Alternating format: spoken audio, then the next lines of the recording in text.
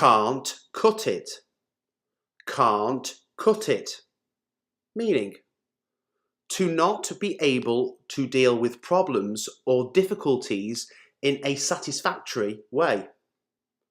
To not be able to deal with problems or difficulties in a satisfactory way. If he can't cut it, then we'll get someone else to do the job. If he can't cut it, then we'll get someone else to do the job. Leave no stone unturned. Leave no stone unturned. Meaning, to do everything you can to achieve a good result, especially when looking for something. To do everything you can to achieve a good result, especially when looking for something. We will leave no stone unturned to carry out our plans. We will leave no stone unturned to carry out our plans. Rule of thumb. Rule of thumb. Meaning, a practical and approximate way of doing or measuring something. A practical and approximate way of doing or measuring something. As a rule of thumb, you should cook a chicken for 20 minutes for every pound that it weighs. As a rule of thumb, you should cook a chicken for 20 minutes for every pound that it weighs.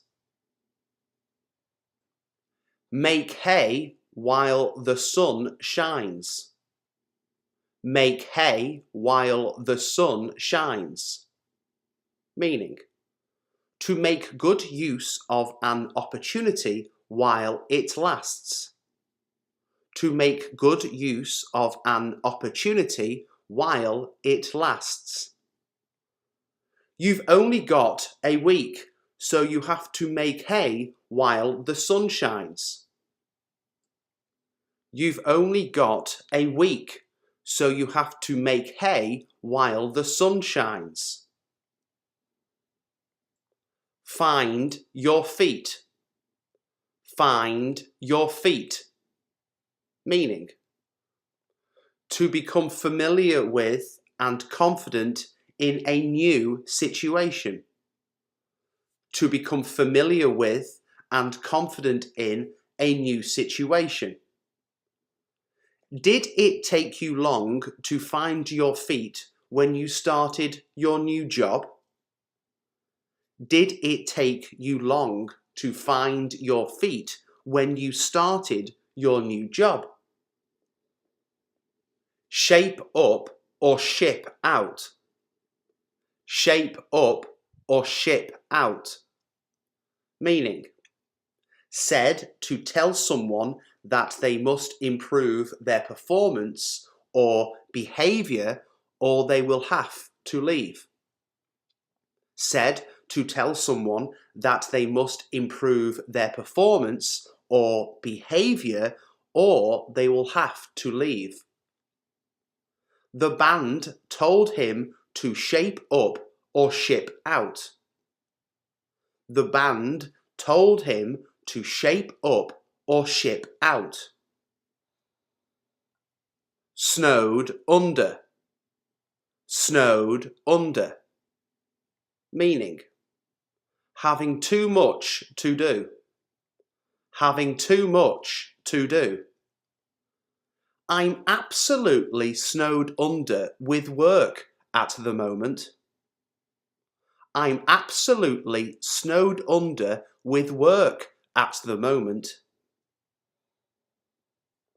Like two peas in a pod. Like two peas in a pod. Meaning, very similar, especially in appearance. Very similar, especially in appearance. The twins are like two peas in a pod. The twins are like two peas in a pod. The pot calling the kettle black.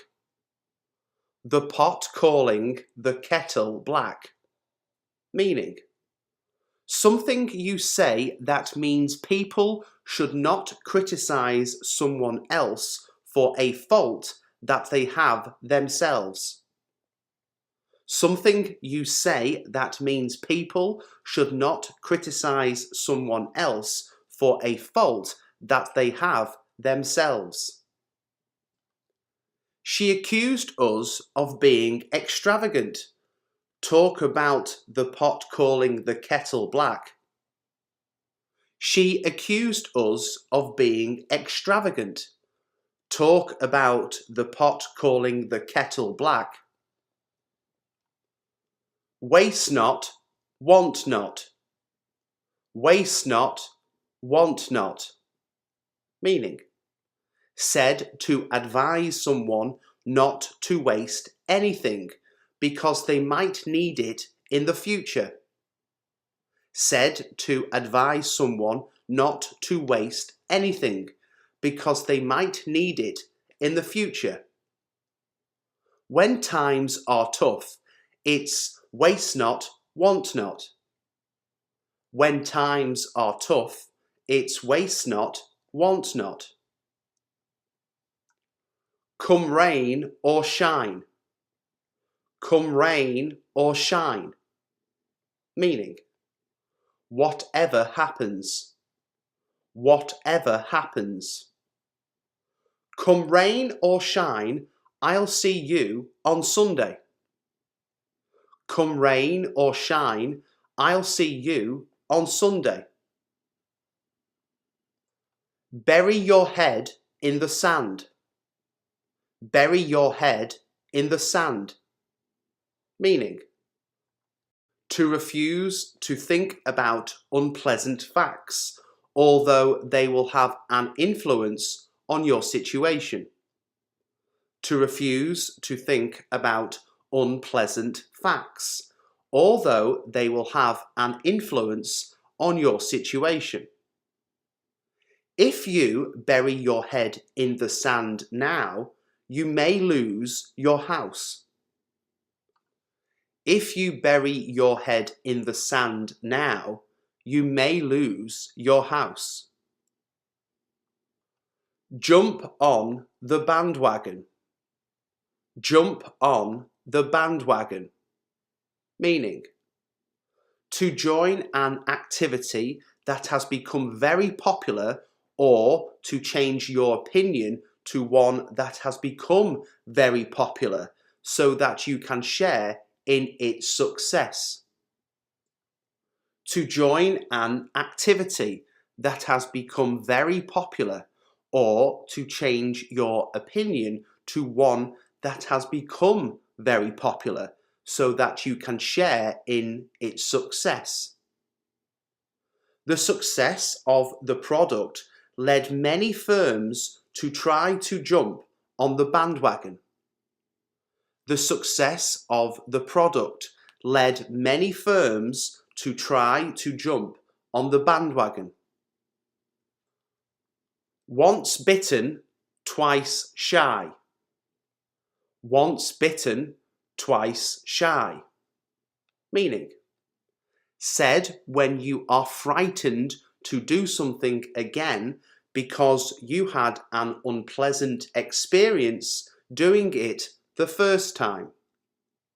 Said when you are frightened to do something again because you had an unpleasant experience doing it the first time. She certainly won't marry again. Once bitten, twice shy. She certainly won't marry again. Once bitten, twice shy. Through thick and thin. Through thick and thin. Meaning, if you support or stay with someone through thick and thin, you always support or stay with them, even if there are problems or difficulties. If you support or stay with someone through thick and thin, you always support or stay with them, even if there are problems or difficulties. He remained loyal to me through thick and thin. He remained loyal to me through thick and thin. See eye to eye. See eye to eye. Meaning, if two people see eye to eye, they agree with each other. If two people see eye to eye, they agree with each other. My sisters don't see eye to eye with me about the arrangements. My sisters don't see eye to eye with me about the arrangements. The calm before the storm. The calm before the storm. Meaning, a quiet or peaceful period before a period during which there is great activity, argument, or difficulty. A quiet or peaceful period before a period during which there is great activity, argument, or difficulty. I should have recognized it as the calm before the storm, but I didn't. I should have recognized it as the calm before the storm, but I didn't. Curiosity killed the cat. Curiosity killed the cat. Meaning, said to warn someone not to ask too many questions about something. Said to warn someone not to ask too many questions about something. Please stop prying into my private life. Remember, curiosity killed the cat. Please stop prying into my private life. Remember, curiosity killed the cat. You can't judge a book by its cover. You can't judge a book by its cover. Meaning, said to show that you cannot know what something or someone is like by looking only at that person or thing's appearance. Said to show that you cannot know what something or someone is like by looking only at that person or thing's appearance. I can't believe what he did. I suppose you can't judge a book by its cover. I can't believe what he did. I suppose you can't judge a book by its cover. The ball is in your court. The ball is in your court. Meaning, if the ball is in someone's court, they have to do something before any progress can be made in a situation. If the ball is in someone's court, they have to do something before any progress can be made in a situation. It is entirely up to you what you do. The ball is in your court now. It is entirely up to you what you do. The ball is in your court now. To add insult to injury. To add insult to injury. Meaning, said when you feel that someone has made a bad situation worse by doing something else to upset you. Said when you feel that someone has made a bad situation worse by doing something else to upset you. To add insult to injury The penalty was awarded to the other side. To add insult to injury, the penalty was awarded to the other side. By the skin of your teeth. By the skin of your teeth. Meaning, if you do something by the skin of your teeth, you only just succeed in doing it. If you do something by the skin of your teeth, you only just succeed in doing it. He escaped from the police by the skin of his teeth. He escaped from the police by the skin of his teeth. Bite off more than you can chew. Bite off more than you can chew. Meaning, to try to do something that is too difficult for you. To try to do something that is too difficult for you. Don't be afraid to bite off more than you can chew. Take big risks. Don't be afraid to bite off more than you can chew. Take big risks. Let the cat out of the bag.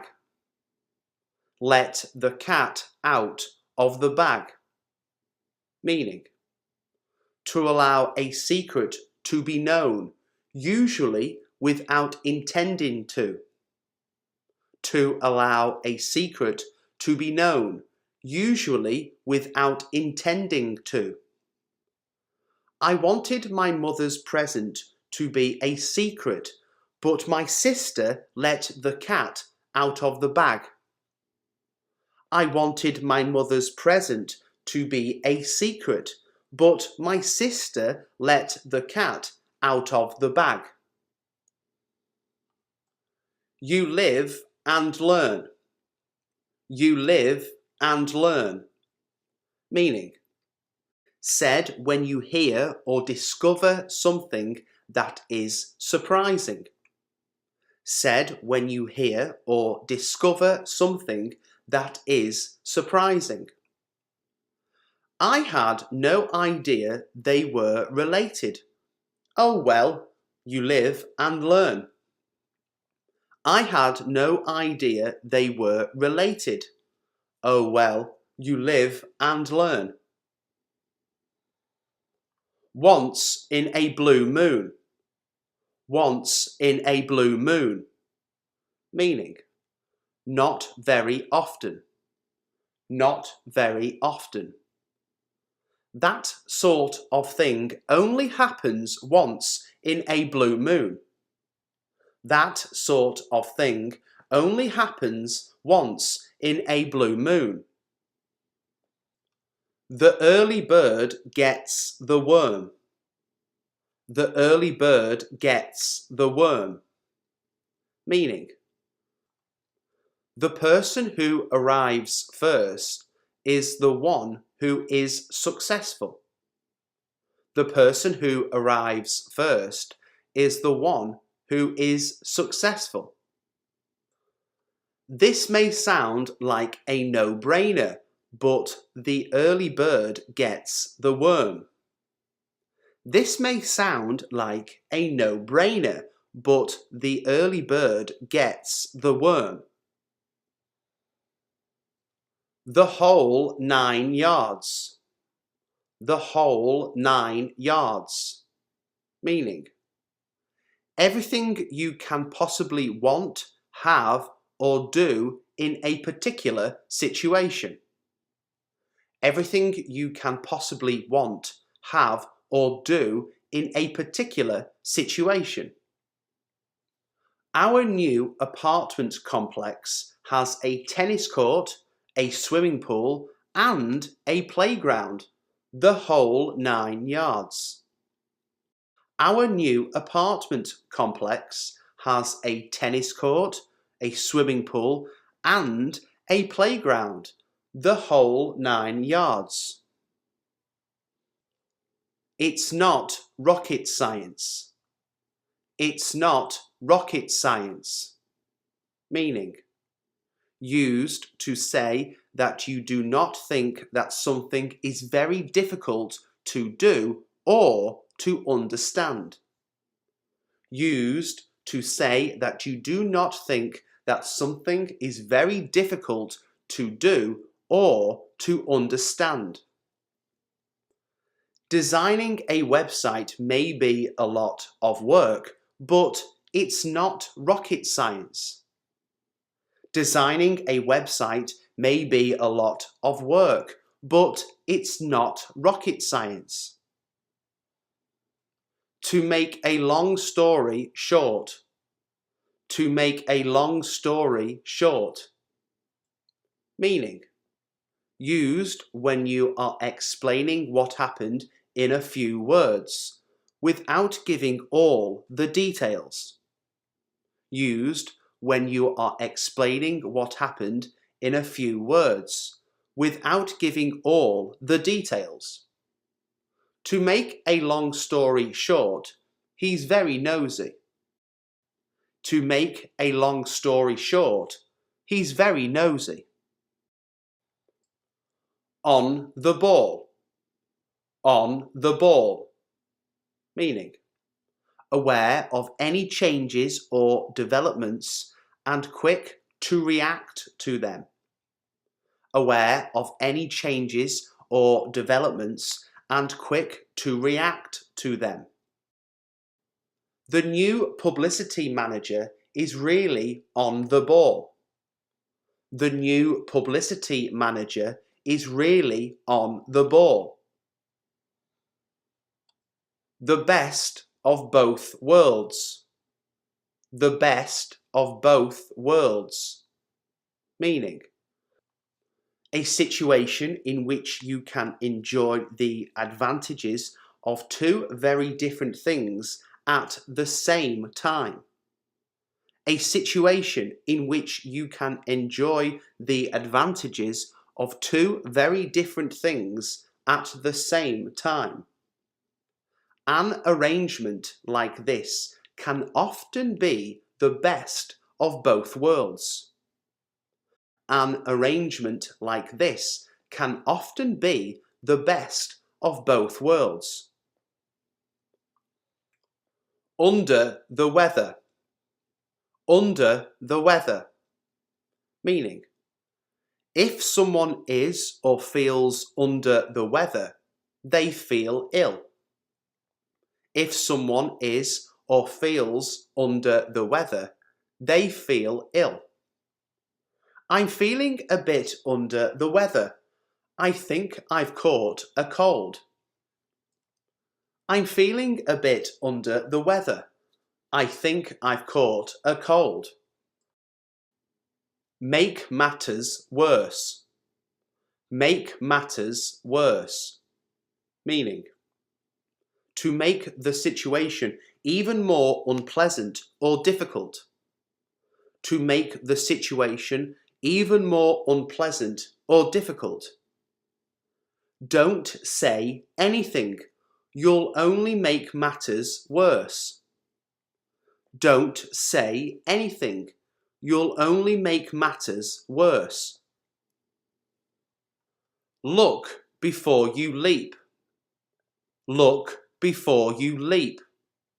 Meaning, to check that something is not going to cause problems or have a bad result before you do it. To check that something is not going to cause problems or have a bad result before you do it. No matter what you want to do, please look before you leap. No matter what you want to do, please look before you leap. Better late than never. Better late than never. Meaning, said when you think that it is better for someone or something to be late than never to arrive or to happen.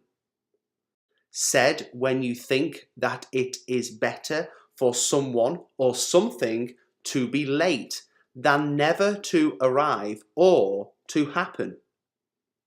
It's been a long time coming, but better late than never. It's been a long time coming, but better late than never. Face the music. Face the music. Meaning, to accept criticism or punishment for something you have done. To accept criticism or punishment for something you have done. Sooner or later, I'm going to have to face the music. Sooner or later, I'm going to have to face the music. Cut to the chase. Cut to the chase. Meaning, to talk about or deal with the important parts of a subject and not waste time with things that are not important. To talk about or deal with the important parts of a subject and not waste time with things that are not important.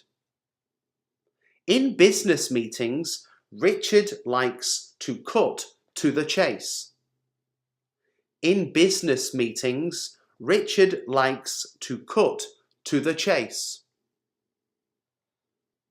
Against the clock. Against the clock.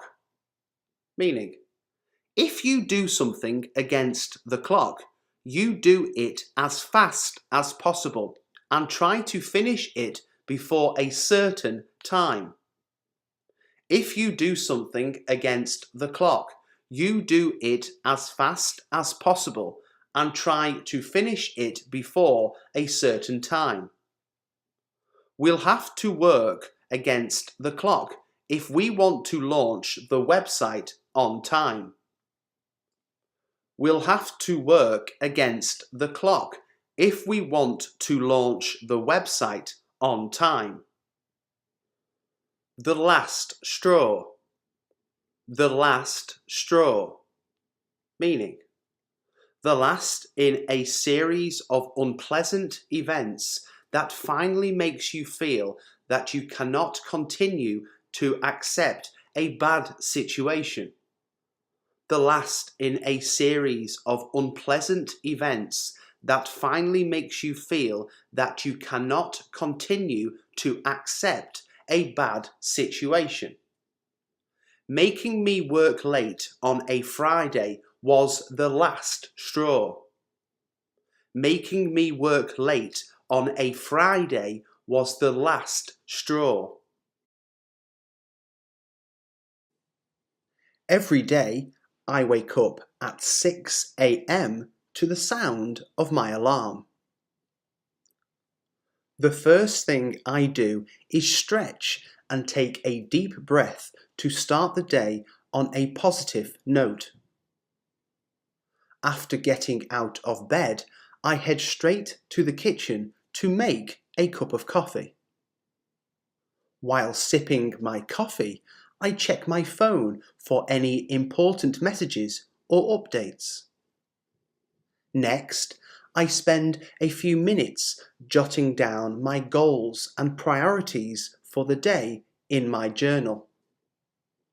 A quick shower follows, helping me feel refreshed and ready to tackle the day ahead.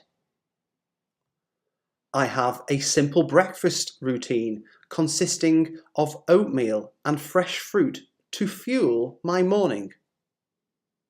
As I eat, I listen to a podcast or some uplifting music to set a positive tone. Once nourished, I spend some time reviewing my schedule and to-do list for the day. After breakfast, I engage in a short mindfulness or meditation session for mental clarity. Choosing an outfit for the day is a part of my routine, ensuring I'm dressed comfortably and confidently. Before leaving, I take a moment to express gratitude and set a positive intention for the day. I commute to work or school using this time to listen to an audiobook or favourite playlist.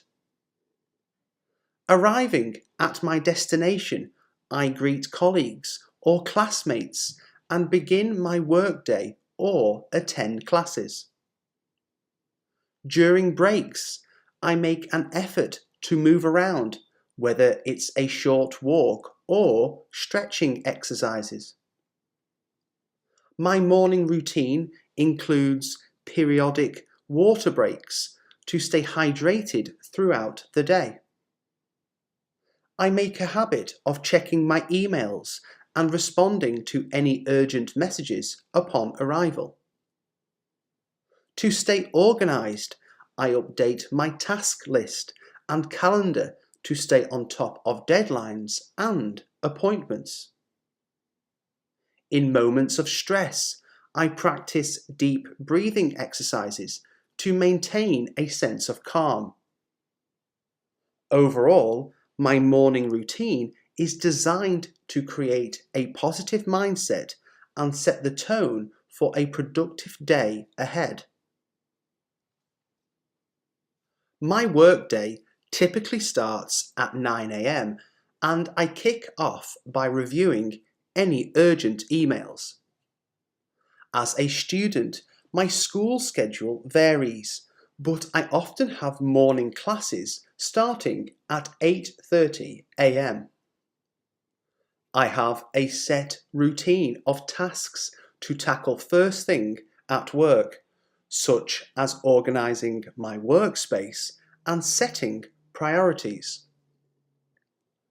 During school hours, I attend lectures and actively participate in class discussions.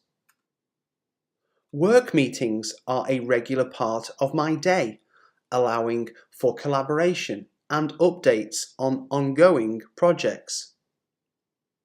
School projects often dictate my work schedule, with dedicated time for research, writing, and group meetings.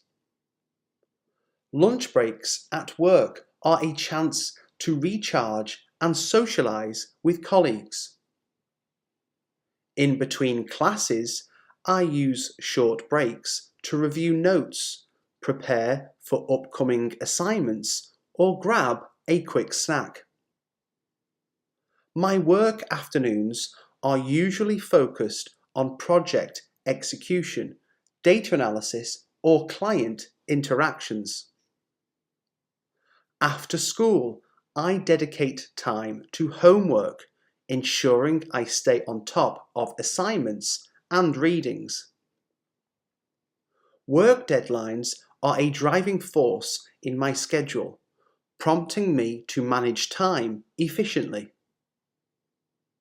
I often have scheduled breaks during work to avoid burnout and maintain productivity.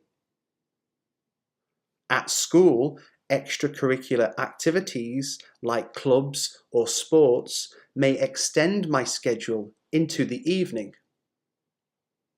Work-related training sessions or workshops are occasional but valuable additions to my routine.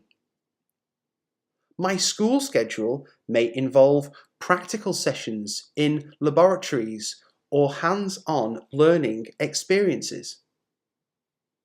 Networking events or team-building activities occasionally fill my evenings after work. As a student, evenings are dedicated to study sessions, group projects, and exam preparation. Work or school-related travel can occasionally disrupt my routine, requiring adaptability. I make it a point to wind down work or school activities at a specific time to prioritize self-care. My work or school schedule serves as a framework, but flexibility is crucial to adapt to unexpected challenges. Breakfast is my favourite meal of the day, and I often enjoy a hearty meal to kick-start my morning. A typical breakfast for me includes scrambled eggs, whole grain toast, and a cup of freshly brewed coffee. I make an effort to have a balanced lunch, incorporating lean proteins, vegetables, and complex carbohydrates. Lunchtime is an opportunity to recharge, and I often opt for a homemade salad or a wholesome sandwich. I try to snack on fruits or nuts during the day to keep my energy levels steady between meals. Dinner is a family affair, and we gather to share a home-cooked meal and discuss our day. On busy days, I may prepare quick and nutritious one-pot meals for dinner. I enjoy experimenting with new recipes and incorporating diverse cuisines into my weekly meal plan. Sunday evenings are reserved for meal prepping, ensuring I have healthy options throughout the week. I'm mindful of hydration, and I make it a point to drink water regularly throughout the day. Occasionally, I indulge in comfort foods or treats, balancing them with a generally healthy diet. I follow a vegetarian diet, focusing on plant-based proteins like beans, tofu, and lentils. Cooking is a therapeutic activity for me, allowing me to unwind and express creativity. I savour my meals without distractions, appreciating the flavours and textures of the food. I often incorporate international dishes into my meal rotation, exploring different culinary traditions. Breakfast meetings or brunch gatherings provide an opportunity for networking while enjoying a meal. I prioritise mindful eating, taking time to chew my food and savour the experience. Occasionally, I explore local restaurants or try new dishes to broaden my culinary palate. I'm conscious of portion sizes, aiming to listen to my body's hunger and fullness cues.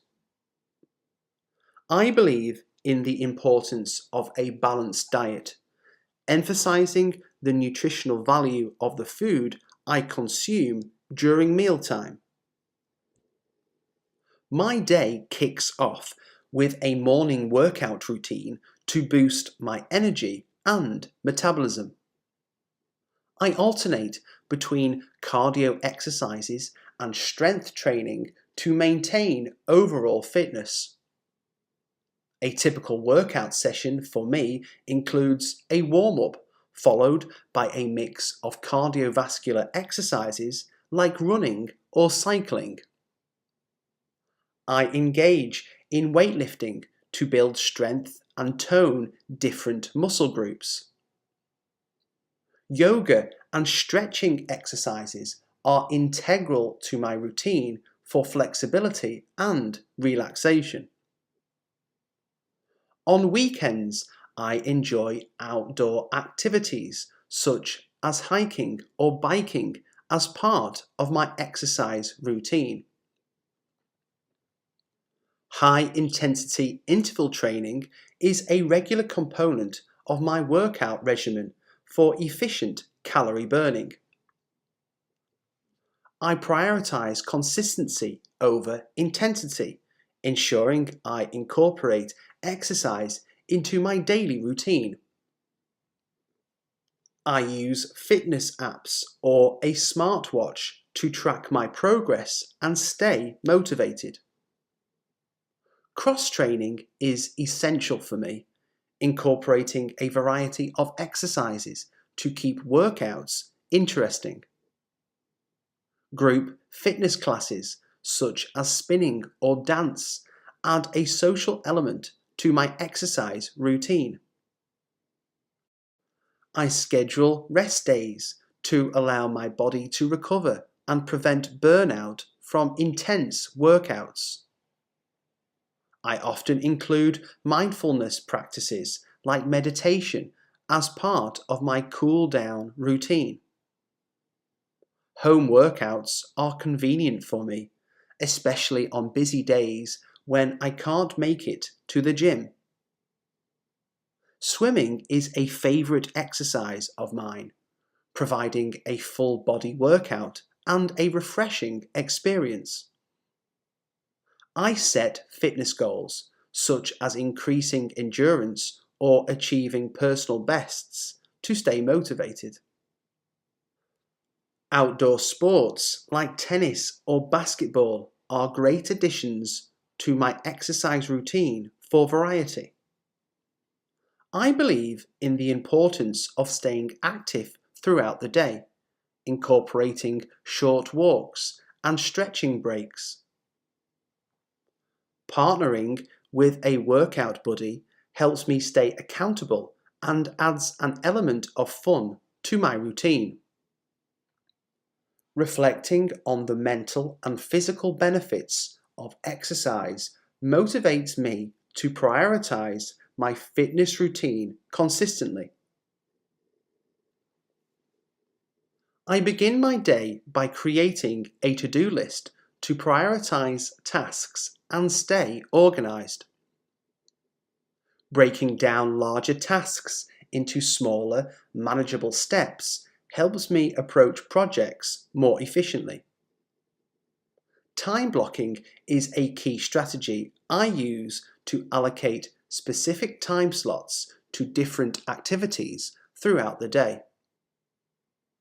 Setting realistic and achievable goals allows me to maintain a sense of accomplishment and motivation. I utilize productivity apps to streamline tasks, manage deadlines, and collaborate with team members. Embracing the Pomodoro technique, I work in focused intervals with short breaks to enhance concentration. Decluttering my workspace minimizes distractions and creates a conducive environment for productivity. I prioritize tasks based on urgency and importance, following the Eisenhower matrix. I implement the 2-minute rule, addressing quick tasks immediately to prevent them from piling up. Regularly reviewing and adjusting my goals ensures they align with changing priorities and objectives. Mindfulness and meditation practices help me maintain focus and reduce stress throughout the day. Setting specific deadlines for tasks encourages a sense of urgency and helps me stay on track. I practice the eat the frog principle, tackling the most challenging task first thing in the morning. Collaborating with colleagues through effective communication platforms enhances team productivity. Taking short breaks, such as a walk or quick stretch, rejuvenates my mind and prevents burnout. I delegate tasks when possible, recognizing the importance of teamwork in achieving collective goals. Utilizing keyboard shortcuts and automation tools streamlines repetitive tasks and saves time. I schedule regular review sessions to access progress, identify challenges, and adjust my approach accordingly.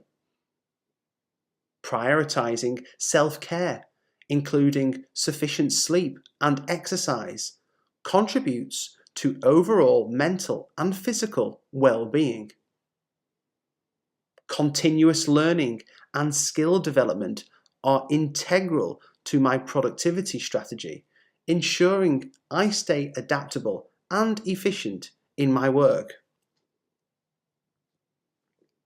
In my free time, I indulge in reading novels from various genres to escape into different worlds.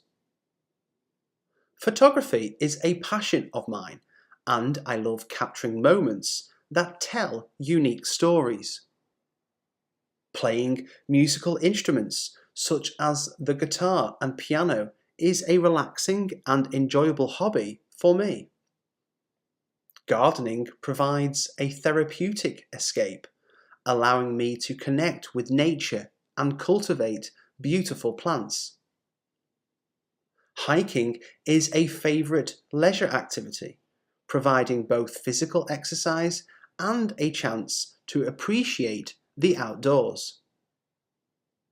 I enjoy cooking as a creative outlet, experimenting with new recipes and flavours. Painting and drawing allow me to express myself artistically and unwind from daily stresses. Exploring new cuisines and dining at local restaurants is a leisure activity I savour with friends and family. Travelling is a passion, and I make it a point to explore new destinations whenever possible. Volunteering in my community gives me a sense of fulfillment and connection with others.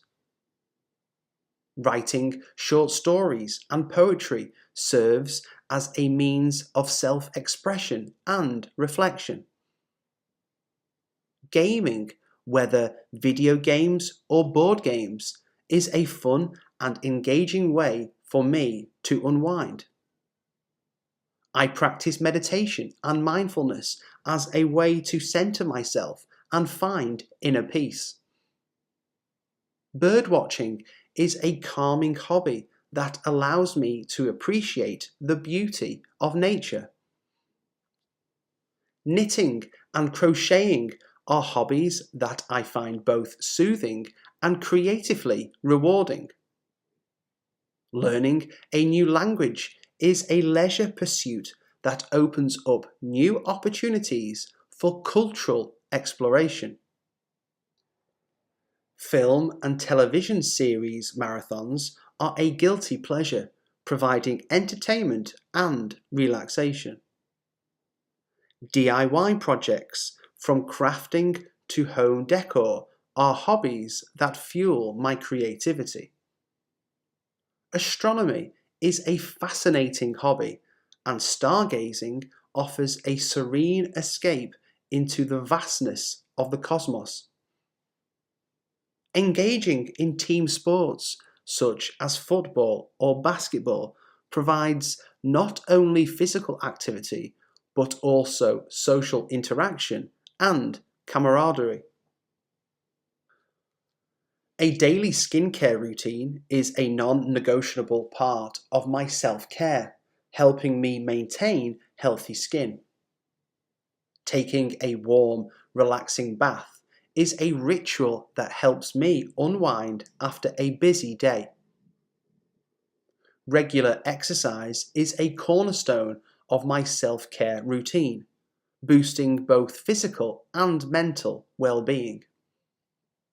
I prioritize adequate sleep, recognizing its crucial role in overall health and rejuvenation. Mindful breathing exercises and meditation are practices that ground me and alleviate stress. Disconnecting from technology for designated periods allows me to foster mental clarity. Journaling is a therapeutic practice I use to reflect on my thoughts and emotions. A balanced diet, rich in nutritious foods, is a form of self-care that supports my overall well-being. Engaging in hobbies and leisure activities provides me with essential moments of joy and relaxation. Setting boundaries and learning to say no are crucial aspects of maintaining a healthy work-life balance. Regularly expressing gratitude helps me cultivate a positive mindset and appreciation for life.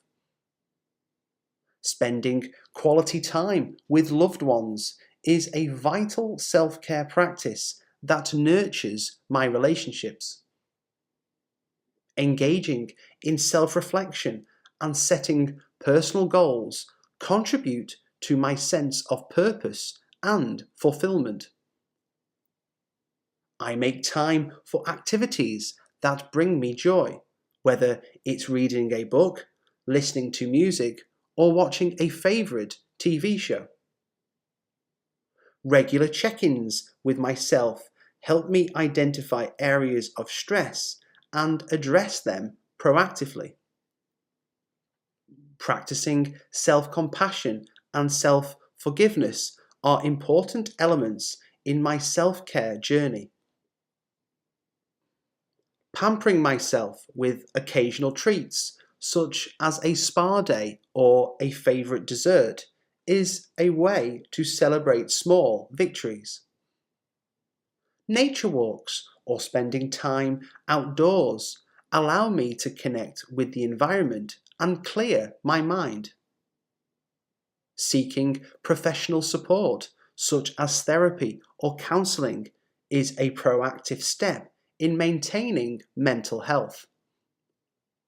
Embracing a positive mindset and affirmations is a daily practice that shapes my outlook on life and challenges. Social interactions are essential for me, and I thrive on connecting with others. Gathering with friends for a cup of coffee or a meal is a regular part of my social routine. Attending social events, from parties to networking functions, allows me to expand my social circle. I cherish one-on-one conversations, finding deep connections through meaningful dialogues. Family gatherings are a cornerstone of my social life, providing a sense of belonging and support. I engage in group activities such as sports or game nights to foster a sense of camaraderie. Social media platforms help me stay connected with friends and family, especially those at a distance. Volunteering in my community provides a fulfilling way to give back and connect with like-minded individuals. Work-related socializing, such as team lunches or after-work events, strengthens professional relationships. I actively participate in group discussions, forums, or clubs that align with my interests. Making new acquaintances and being open to new friendships enriches my social experiences. I appreciate the diversity of social interactions, from light-hearted banter to deep, meaningful conversations. Celebrating milestones and special occasions with loved ones brings joy and creates lasting memories. Balancing social interactions with moments of solitude is important for maintaining personal well-being. I prioritize quality over quantity in my social connections, fostering deep and authentic relationships. Social interactions often involve shared hobbies, creating bonds over common interests. Respecting others' boundaries and being a good listener are key aspects of positive social engagement. I actively seek out opportunities to meet new people, recognizing the value of diverse perspectives. Socializing helps me unwind and provides a necessary break from the demands of daily life.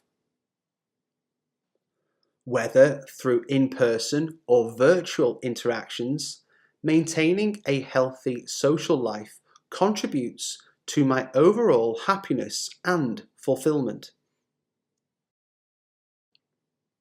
My evening routine begins with winding down my work or study-related activities around 6 p.m.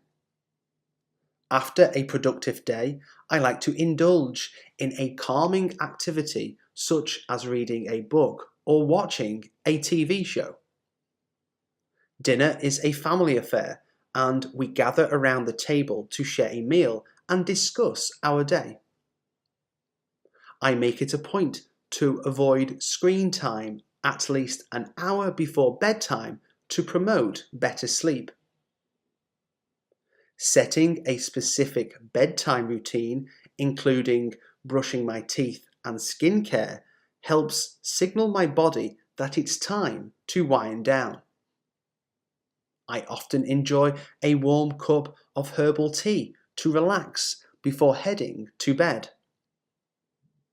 Reflecting on the day, I jot down any lingering thoughts or tasks in a journal to clear my mind.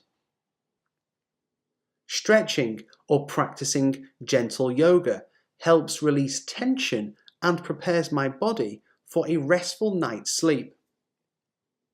I lay out my clothes and prepare essentials for the next day to streamline the morning routine. Creating a comfortable sleep environment with dim lighting and calming scents contributes to a peaceful night. I limit caffeine intake in the evening to avoid disruptions to my sleep patterns. Listening to calming music or nature sounds is a part of my routine to create a serene atmosphere. Occasionally, I engage in a short meditation session to promote relaxation and mindfulness. I use blackout curtains to create a dark sleeping environment, enhancing the quality of my rest. A warm shower before bedtime is a soothing ritual that helps me unwind physically and mentally. Connecting with loved ones, even briefly, through messages or calls is a meaningful part of my evening routine. I practice gratitude, reflecting on positive aspects of the day before settling down for the night. Reading or listening to audiobooks allows me to immerse myself in a different world before sleep.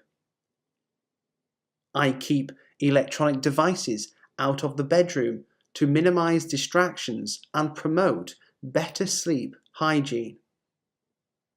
Lastly, I ensure my sleep schedule is consistent, going to bed and waking up at roughly the same time every day for a well-regulated sleep pattern. I set aside time each day for reflection, allowing me to review my accomplishments and challenges.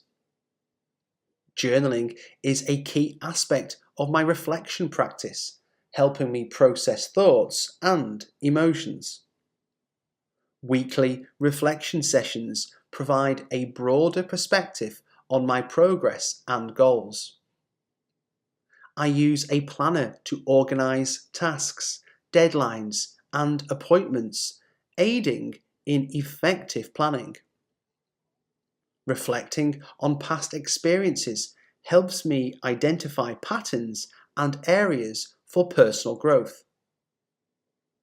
Strategic planning involves setting short-term and long-term goals, creating a roadmap for success. Regularly updating my to-do list allows me to stay on top of tasks and maintain productivity. I conduct periodic reviews of my goals, adjusting them as needed based on changing circumstances. Breaking down big projects into smaller, actionable steps is a planning strategy I find effective. Reflection on failures is a constructive exercise, providing valuable insights for future endeavours. I set SMART goals to enhance clarity and achievability. Evaluating time management practices helps me optimize productivity and efficiency. I prioritize self-reflection as part of my morning routine to set a positive tone for the day. Annual goal-setting sessions involve a comprehensive review of achievements and lessons learned.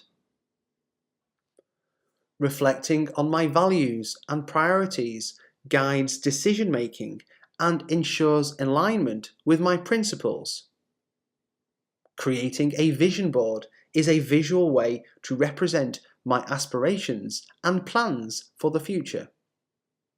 Mind mapping is a creative technique I use for brainstorming and planning complex ideas. I consider both short-term and long-term consequences when making decisions and planning actions. Reflecting on successes builds confidence and motivation for future endeavours. Planning downtime is crucial for maintaining balance, preventing burnout, and fostering overall well-being. Strawberry. Strawberry. The strawberry looks ripe and delicious. The strawberry looks ripe and delicious. Watermelon. Watermelon. I enjoyed a refreshing slice of watermelon on a hot summer day. I enjoyed a refreshing slice of watermelon on a hot summer day. Donut. Donut. She took a bite of the donut and licked her lips. She took a bite of the donut and licked her lips. Cauliflower. Cauliflower. Divide the cauliflower into florets and wash them thoroughly. Divide the cauliflower into florets and wash them thoroughly. Parsley. Parsley. I garnished the pasta with freshly chopped parsley to add a burst of freshness to the dish. I garnished the pasta with freshly chopped parsley to add a burst of freshness to the dish. Carrot. Carrot.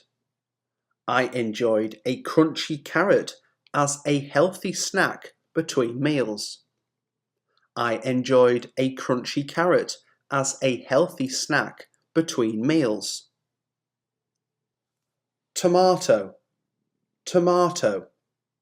The ripe tomato added a burst of colour and juiciness to the salad.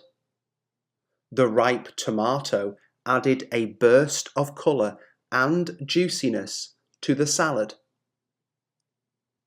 Beetroot. Beetroot. The beetroot had turned the soup a glorious pink. The beetroot had turned the soup a glorious pink. Cheese. Cheese. I enjoyed a simple but satisfying meal of pasta with melted cheese. I enjoyed a simple but satisfying meal of pasta with melted cheese. Pepper, pepper. The salad was vibrant with red pepper, giving it a delightful crunch and a hint of heat. The salad was vibrant with red pepper, giving it a delightful crunch and a hint of heat. Olive oil, olive oil. I drizzled olive oil over the freshly tossed salad, enhancing its taste with a touch of richness. I drizzled olive oil over the freshly tossed salad, enhancing its taste with a touch of richness. Ginger, ginger. The dish had a subtle hint of ginger. The dish had a subtle hint of ginger. Broccoli, broccoli. Do you want me to steam the broccoli? Do you want me to steam the broccoli? Apricot, apricot. Heat the apricot jam gently and brush it over the cake. Heat the apricot jam gently and brush it over the cake. Asparagus, asparagus. The pasta dish was adorned with tender asparagus spears, providing a crisp and vibrant element to the meal. The pasta dish was adorned with tender asparagus spears, providing a crisp and vibrant element to the meal. Cherry, cherry. The cherry pie, with its golden crust and sweet ruby red filling, was a delightful treat for dessert. The cherry pie, with its golden crust and sweet ruby red filling, was a delightful treat for dessert. Onion, onion. I added a diced onion to the sizzling pan, starting the flavourful base for the curry. I added a diced onion to the sizzling pan, starting the flavourful base for the curry. Pine nuts, pine nuts. I toasted pine nuts and sprinkled them over the spinach salad for a delightful crunch and nutty flavour. I toasted pine nuts and sprinkled them over the spinach salad for a delightful crunch and nutty flavour. Basil, basil. I garnished the pasta with freshly chopped basil, infusing the dish with a burst of aromatic freshness. I garnished the pasta with freshly chopped basil, infusing the dish with a burst of aromatic freshness. Orange, orange. I peeled a juicy orange and savoured its sweet citrus flavour as a refreshing afternoon snack. I peeled a juicy orange and savoured its sweet citrus flavour as a refreshing afternoon snack. Sweet potato, sweet potato. I enjoyed a hearty bowl of sweet potato soup, seasoned with warm spices for a comforting meal. I enjoyed a hearty bowl of sweet potato soup, seasoned with warm spices for a comforting meal. Hazelnuts, hazelnuts. I added a handful of chopped hazelnuts to the chocolate cake batter, creating a rich and nutty dessert. I added a handful of chopped hazelnuts to the chocolate cake batter, creating a rich and nutty dessert. Yogurt, Yogurt. Stir in the yogurt and honey together in a bowl until they are thoroughly combined. Stir in the yogurt and honey together in a bowl until they are thoroughly combined. Celery. Celery. Instead of snacking on crisps and chocolate, nibble on celery or carrots.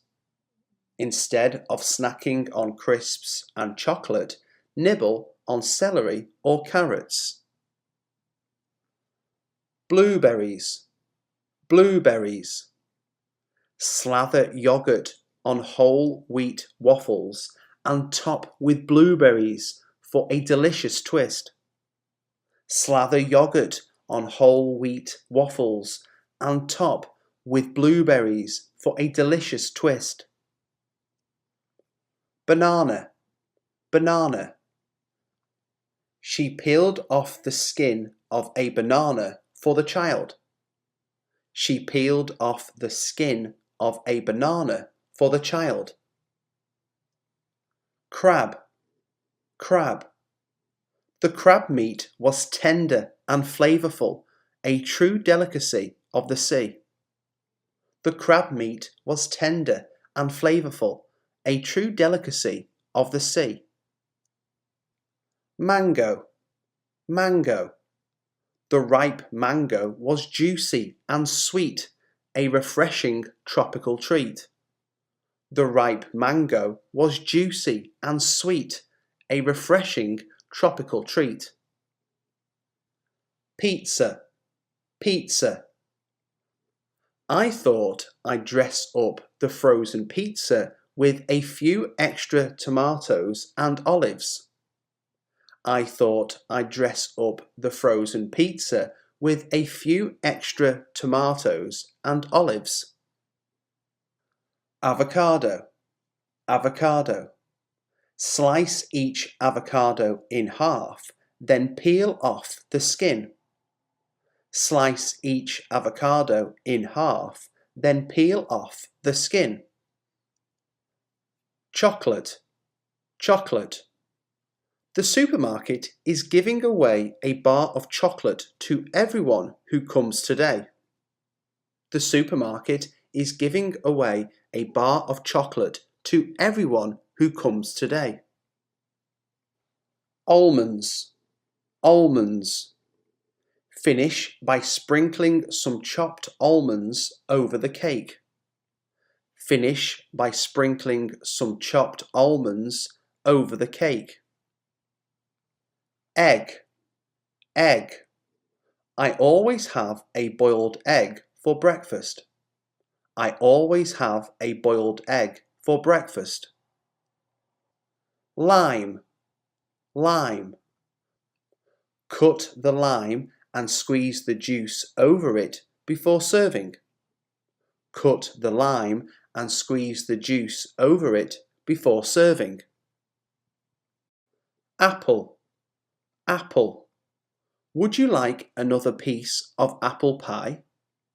Would you like another piece of apple pie? Pistachios. Pistachios. The cracked pistachios added a delightful crunch and nutty flavour to the creamy ice cream. The cracked pistachios added a delightful crunch and nutty flavour to the creamy ice cream. Mushroom. Mushroom. I can recommend the chicken in mushroom sauce. It's delicious. I can recommend the chicken in mushroom sauce. It's delicious. Baguette. Baguette.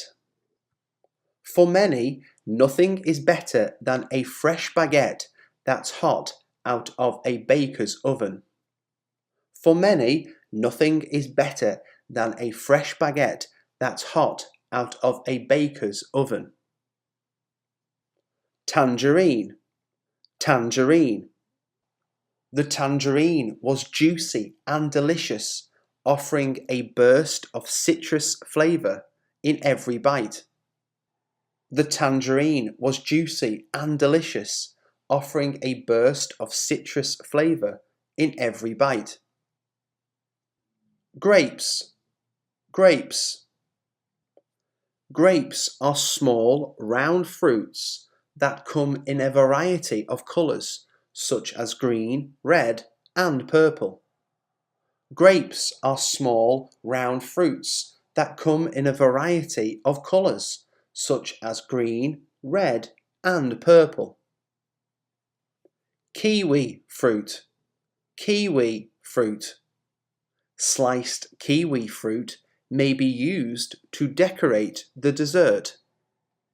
Sliced kiwi fruit may be used to decorate the dessert. Chili peppers. Chili peppers. I sprinkled sliced chili peppers on the pizza for an extra kick of heat. I sprinkled sliced chili peppers on the pizza for an extra kick of heat. Cookie. Cookie. Come on, who ate that last cookie? Come on, who ate that last cookie? Grapefruit.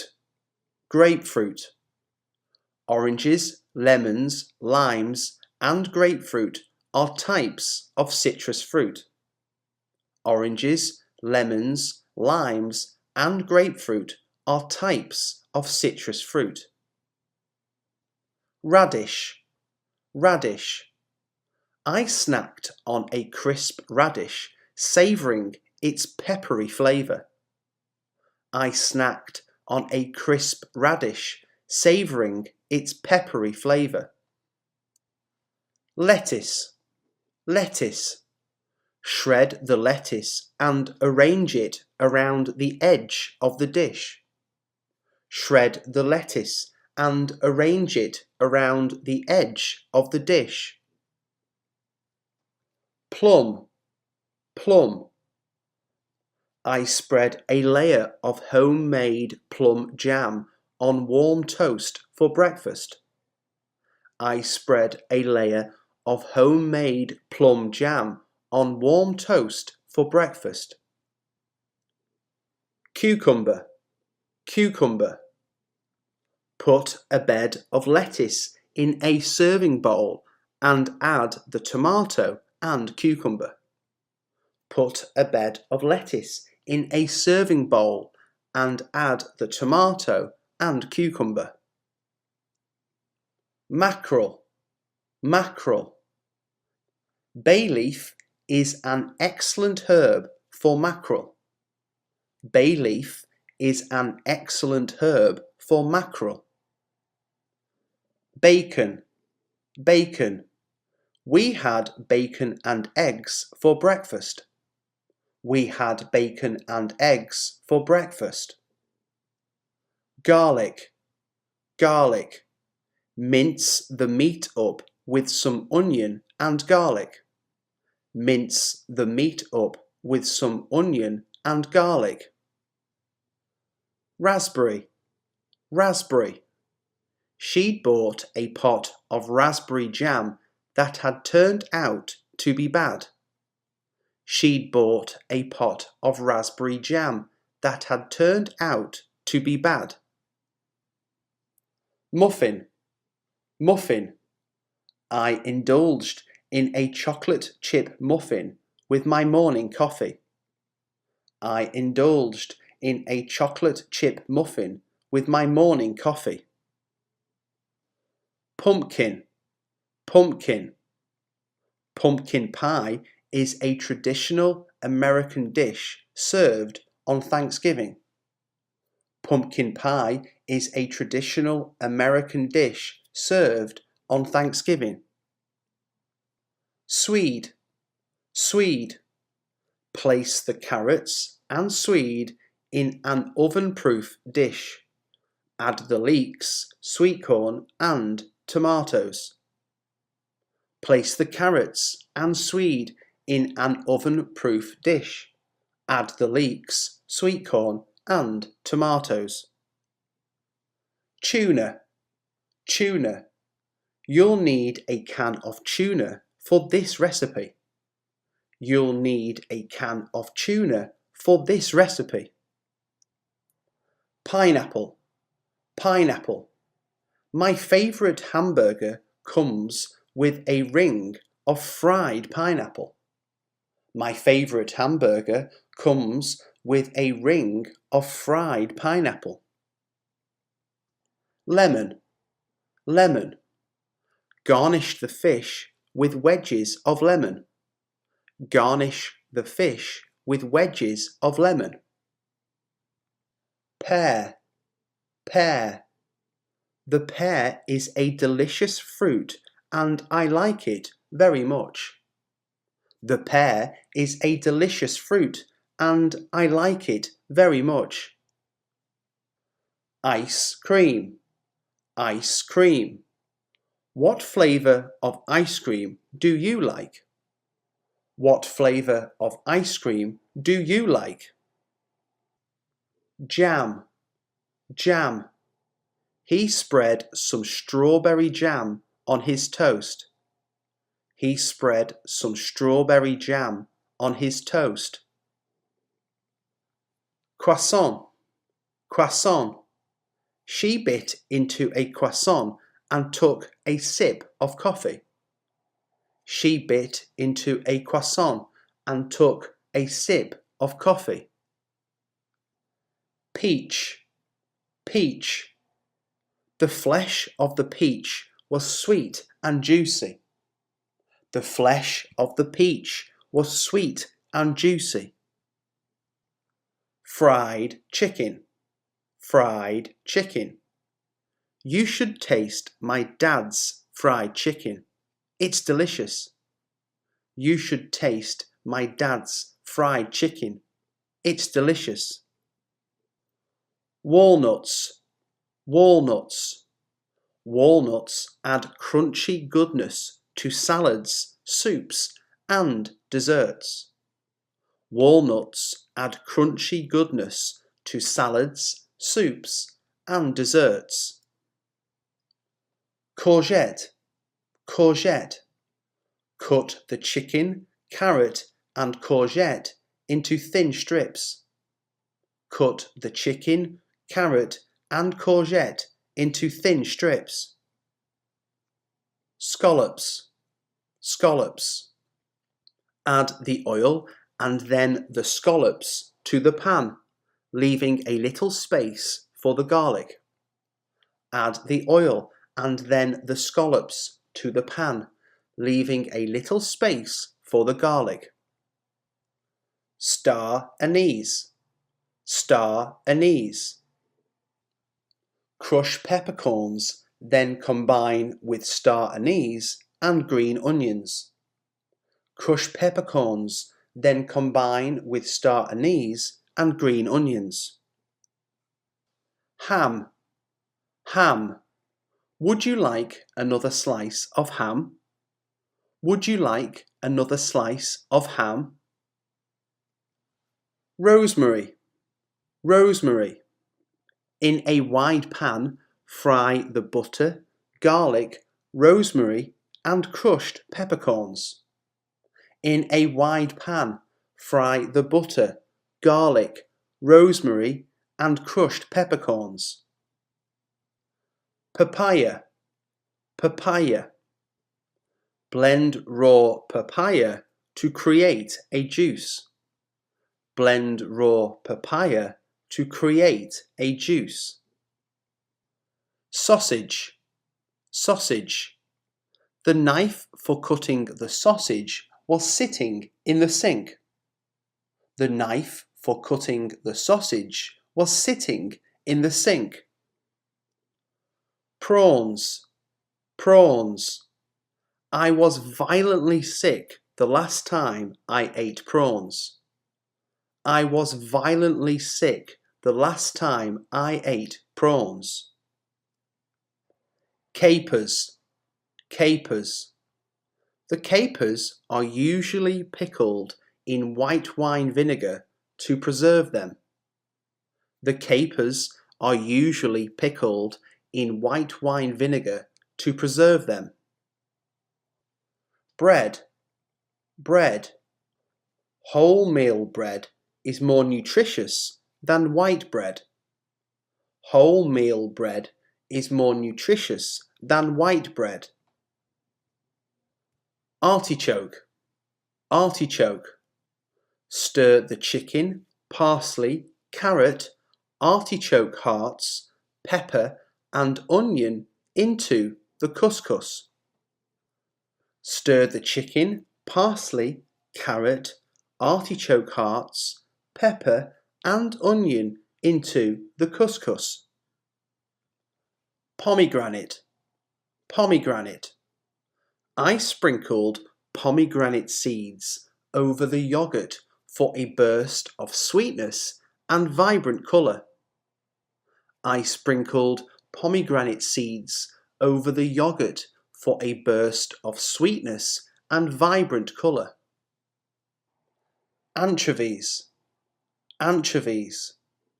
I tossed anchovies into the salad for a salty kick. I tossed anchovies into the salad for a salty kick. Lobster, lobster. The lobster bisque is rich and almost overly creamy. The lobster bisque is rich and almost overly creamy. Peas, peas. Blanch the peas quickly before you freeze them. Blanch the peas quickly before you freeze them. Rhubarb, rhubarb. Have you ever eaten rhubarb crumble? Have you ever eaten rhubarb crumble? Kale, kale. I massaged olive oil into kale leaves for a simple and nutritious salad. I massaged olive oil into kale leaves for a simple and nutritious salad. Fig, fig. I enjoyed a sweet fig as a quick and delightful snack.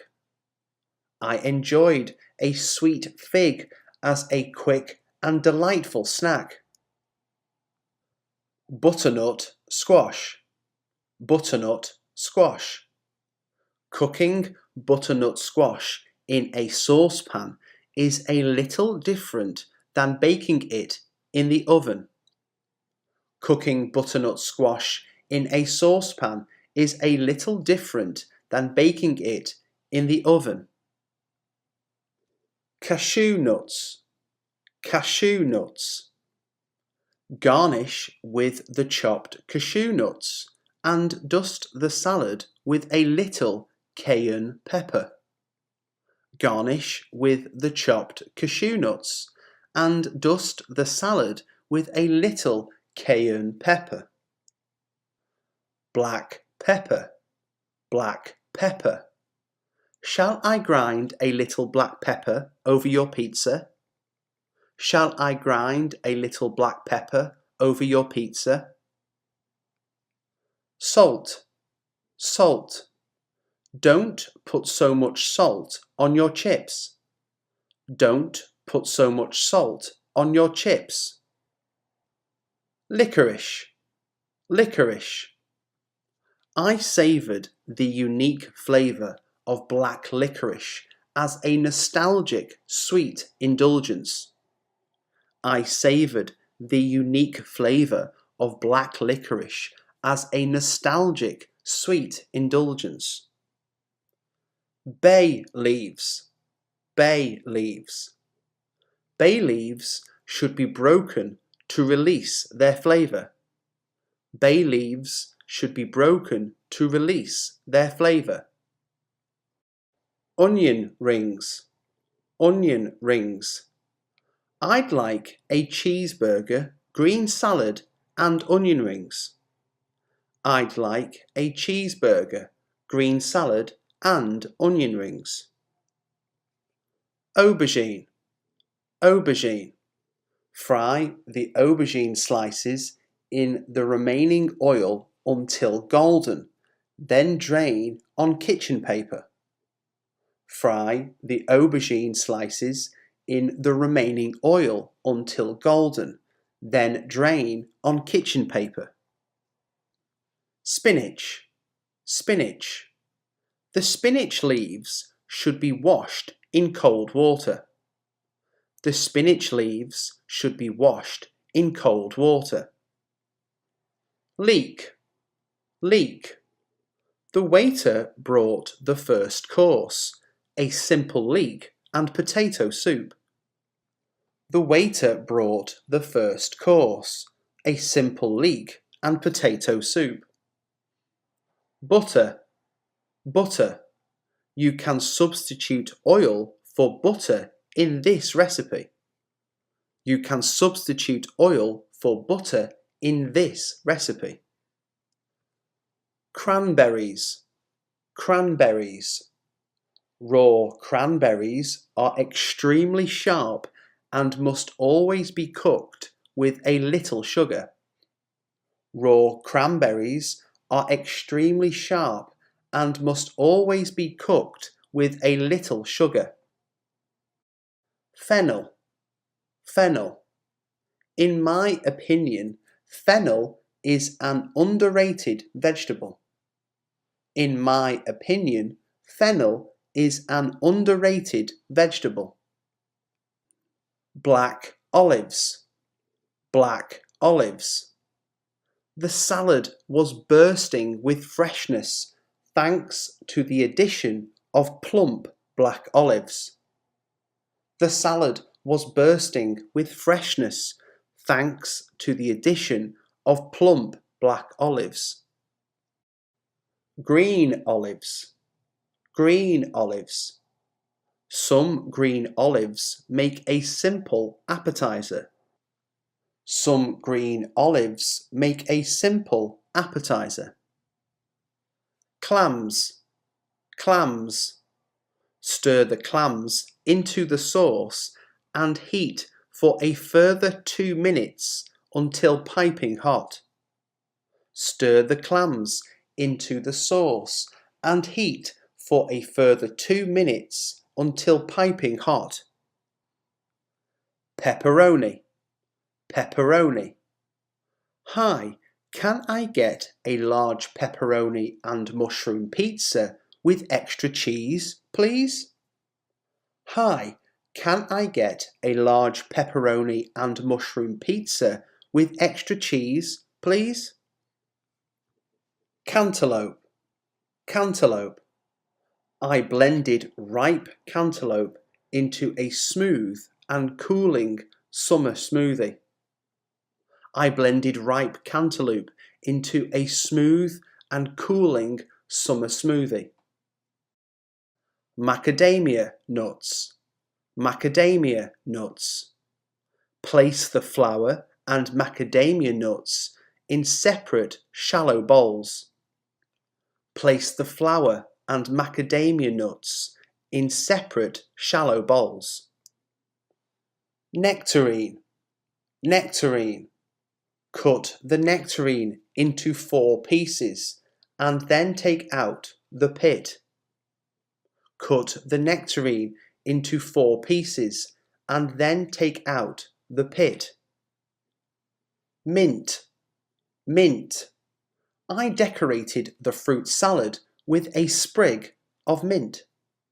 I decorated the fruit salad with a sprig of mint. Cabbage. Cabbage.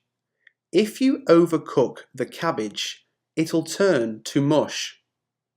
If you overcook the cabbage, it'll turn to mush.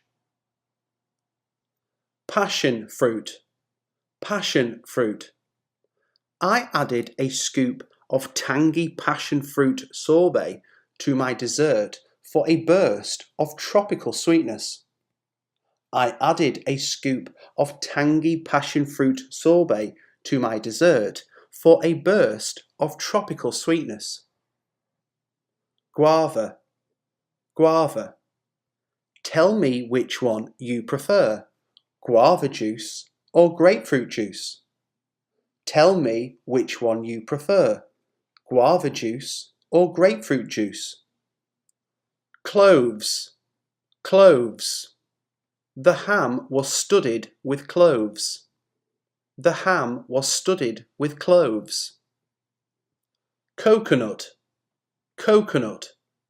She broke open the coconut and drank its sweet milk. She broke open the coconut and drank its sweet milk. Bagel, bagel. Cream cheese and tomatoes taste great on a bagel. Cream cheese and tomatoes taste great on a bagel. Flour, flour. He added some flour to thicken the soup. He added some flour to thicken the soup. Saffron, saffron. While the rice is cooking, add the saffron to the stock and allow it to stand. While the rice is cooking, add the saffron to the stock and allow it to stand. Hamburger, hamburger. Do you want that hamburger to be eaten here or taken away? Do you want that hamburger to be eaten here or taken away? Pasta, pasta. Pour the sauce over the pasta and serve immediately. Pour the sauce over the pasta and serve immediately. Oysters, oysters. Oysters are a local speciality of the area. Oysters are a local speciality of the area. Honey, honey. Wherever possible, I use honey instead of sugar. Wherever possible, I use honey instead of sugar. Chips, chips. Get some fish and chips on your way home. Get some fish and chips on your way home. Dill, dill. In a large bowl, mix together the yogurt, dill, and pepper. In a large bowl, mix together the yogurt, dill, and pepper. Rice, rice. The plates were piled high with rice. The plates were piled high with rice. Mussels, mussels. Clean the mussels with a stiff brush under cold running water. Clean the mussels with a stiff brush under cold running water. Sweet corn, sweet corn. Drain the sweet corn and broccoli and transfer all ingredients to the salad bowl. Drain the sweet corn and broccoli and transfer all ingredients to the salad bowl. Brussels sprouts, Brussels sprouts. I stir-fried Brussels sprouts with bacon for a savoury and satisfying twist. I stir-fried Brussels sprouts with bacon for a savoury and satisfying twist. Parsnip, parsnip. Serve with parsnip puree and red cabbage. Serve with parsnip puree and red cabbage. Potato, potato. The potato is an extremely versatile vegetable. The potato is an extremely versatile vegetable. Salmon, salmon. Poach the salmon in white wine and water. Poach the salmon in white wine and water. Lychee, lychee. I relished the unique sweetness of lychee as a delicious addition to my fruit salad. I relished the unique sweetness of lychee as a delicious addition to my fruit salad. Peanuts. Peanuts. Salted peanuts were recently revealed as the nation's favourite snack. Salted peanuts were recently revealed as the nation's favourite snack. Cumin seeds. Cumin seeds. I toasted cumin seeds in a pan, releasing their aromatic and earthy flavour for the curry. I toasted cumin seeds in a pan, releasing their aromatic and earthy flavour for the curry. Sardine. Sardine. I snacked on a sardine, appreciating its rich flavour and omega-3 benefits. I snacked on a sardine, appreciating its rich flavour and omega-3 benefits. Cinnamon. Cinnamon. He spiced the biscuits with cinnamon. He spiced the biscuits with cinnamon. Dragon fruit. Dragon fruit. I diced dragon fruit into a colourful salsa for a sweet and tropical twist. I diced dragon fruit into a colourful salsa for a sweet and tropical twist. Blackberries. Blackberries. We picked some blackberries to eat on the way. We picked some blackberries to eat on the way. Coriander. Coriander. Just before serving, stir in the chopped coriander. Just before serving, stir in the chopped coriander. Popcorn. Popcorn.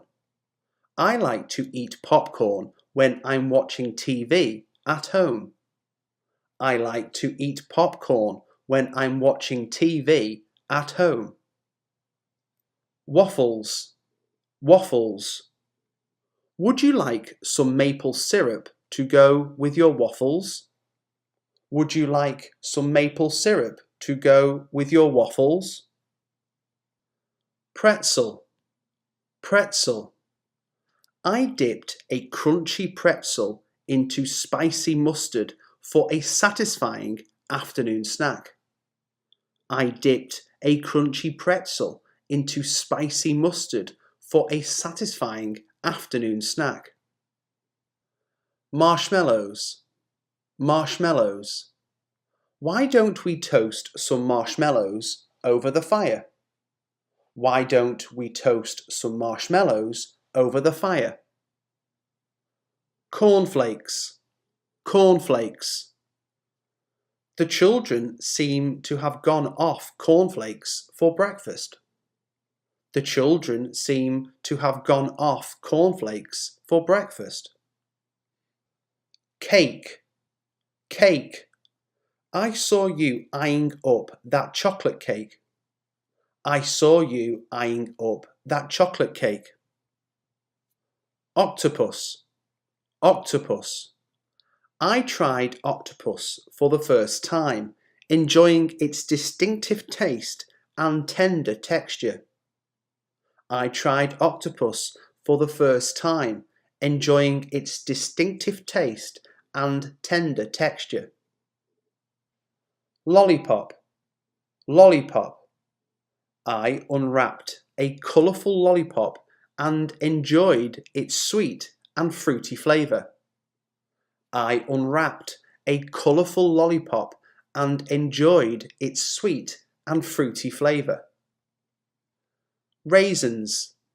Raisins. Soak the raisins in warm water till they soften. Soak the raisins in warm water till they soften. Pancakes. Pancakes. Do you want your pancakes to be sweet or savoury? Do you want your pancakes to be sweet or savoury? Soup, soup. You'd better heat the tomato soup up. You'd better heat the tomato soup up. Chestnuts, chestnuts. We roasted chestnuts on the open fire. We roasted chestnuts on the open fire. Green beans, green beans. Serve the lamb with new potatoes and green beans. Serve the lamb with new potatoes and green beans. Hot dog, hot dog. She bought a hot dog from a stand on a street corner. She bought a hot dog from a stand on a street corner. Nutmeg, nutmeg. Grate some nutmeg on top of the pudding. Grate some nutmeg on top of the pudding. Horseradish, horseradish. Stir in horseradish and vinegar and adjust seasoning to taste. Stir in horseradish and vinegar and adjust seasoning to taste. Chives, chives. Chives give off a delicate oniony scent. Chives give off a delicate oniony scent.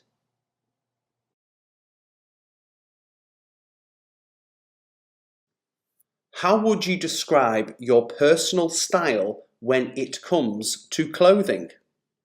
My style is a mix of classic and modern with a preference for comfortable yet stylish pieces.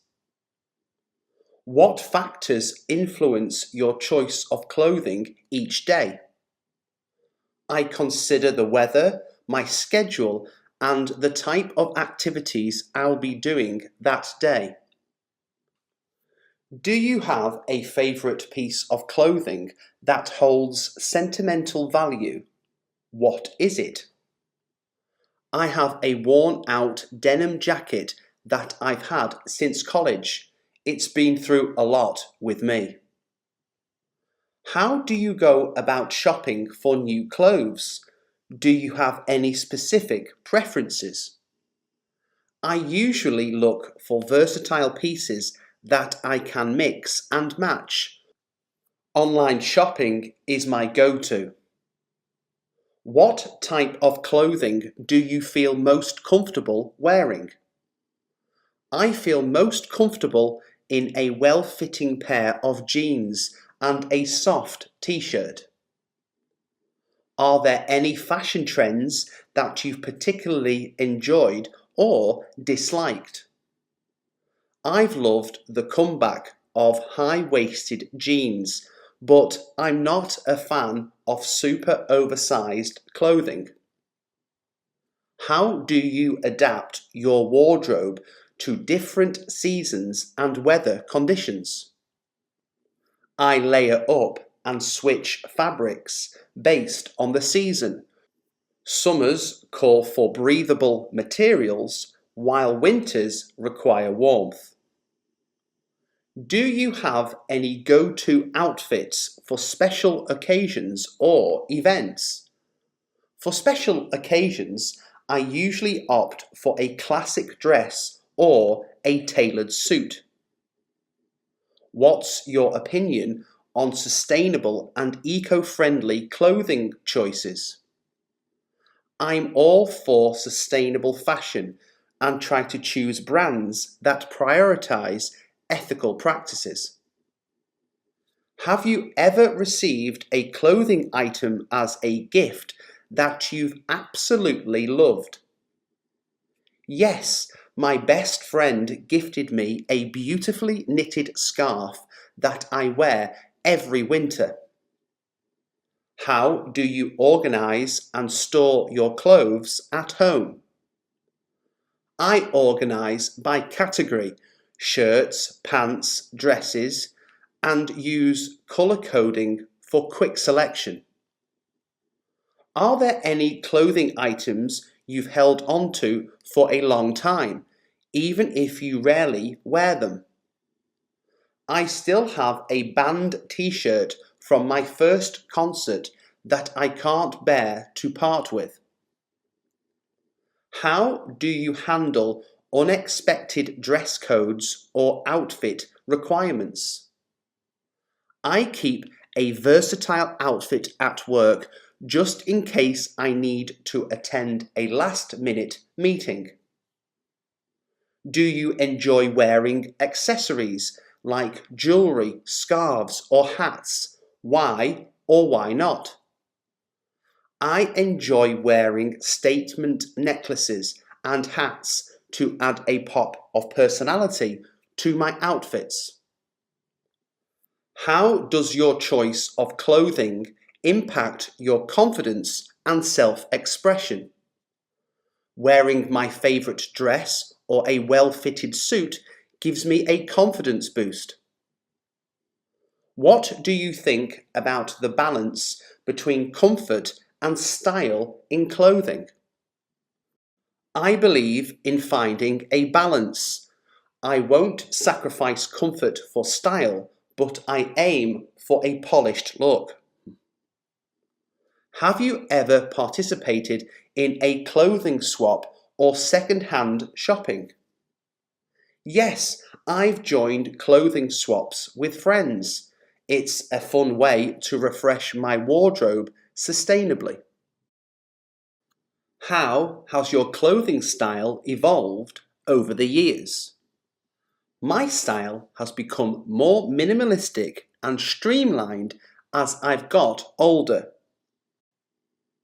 What's your favourite casual outfit for a relaxing day at home?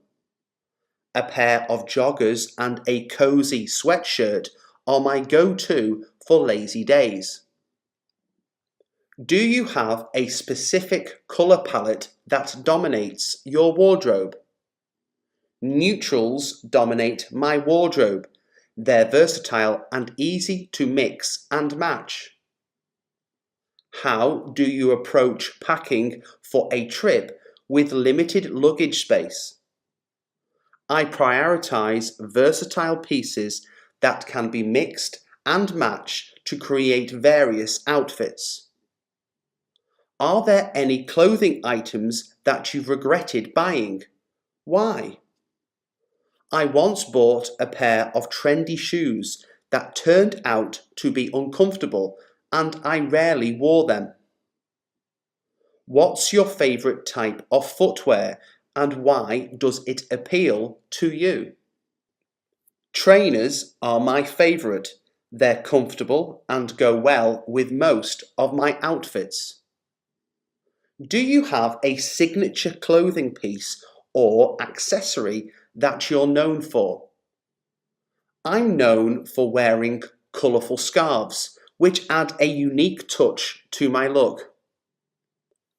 How do you feel about dressing up for formal events compared to casual outings? I enjoy dressing up for formal events. It's a chance to showcase elegant and stylish outfits. For casual outings, I opt for comfort and simplicity. Can you share your favourite travel destination and why it holds a special place in your heart? I absolutely love Paris. The charming streets, delicious food, and rich history make it unforgettable. What's your go-to comfort food when you need a pick-me-up? A warm bowl of homemade macaroni and cheese is my ultimate comfort food. Do you have a favourite movie that you could watch over and over again? What makes it so special? The Shawshank Redemption is a movie I can watch repeatedly. Its themes of hope and friendship resonate deeply with me. What's your favourite type of music and how does it make you feel when you listen to it? Jazz music is my favourite. It's soothing and transports me to another world. Can you name your favourite season of the year and the reasons behind your preference? Autumn is my favourite season. The crisp air and vibrant foliage are incredibly nostalgic. What's your favourite way to unwind after a long day? I unwind by taking a long bath with a book and some scented candles. Do you have a favourite hobby or activity that brings you joy and relaxation? Painting is my favourite hobby. It allows me to express myself and escape into a creative world. Can you pinpoint a favourite childhood memory that still brings a smile to your face? Playing board games with my family during holidays is a cherished childhood memory. What's your favourite piece of art or artwork, and what emotions does it evoke in you? Vincent van Gogh's Starry Night is my favourite artwork. Its swirling colours evoke a sense of wonder. Do you have a favourite quote or saying that resonates with you? Life is what happens when you're busy making other plans, by John Lennon, is a quote I live by. What's your favourite type of cuisine, and do you have a favourite dish within that cuisine? Thai cuisine is my favourite, and pad thai is the dish I can never resist.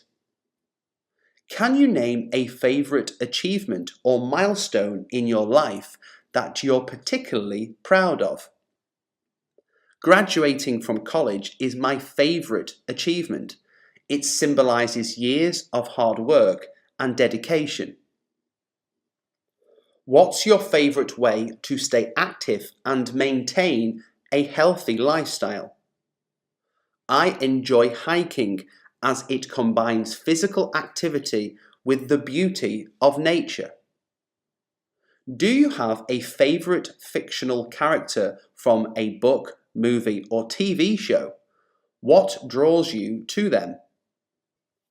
Hermione Granger from the Harry Potter series is my favourite fictional character. Her intelligence and bravery are inspiring. What's your favourite form of self-care that helps you recharge and take care of yourself? Yoga and meditation are my favourite forms of self-care. They help me find balance and inner peace. Can you name a favourite place you visited that left a lasting impression on you? Santorini, Greece, with its stunning sunsets and whitewashed buildings, is a favourite travel memory. What's your favourite quote from a book or movie that has inspired you? The only way to do great work is to love what you do. Steve Jobs' quote fuels my passion. Do you have a favourite type of weather that instantly lifts your spirits? I love rainy days. The sound of raindrops and cosy indoors create a soothing atmosphere. What's your favourite way to connect with friends or family and create meaningful memories? Sharing a home-cooked meal with loved ones is my favourite way to connect and create lasting memories.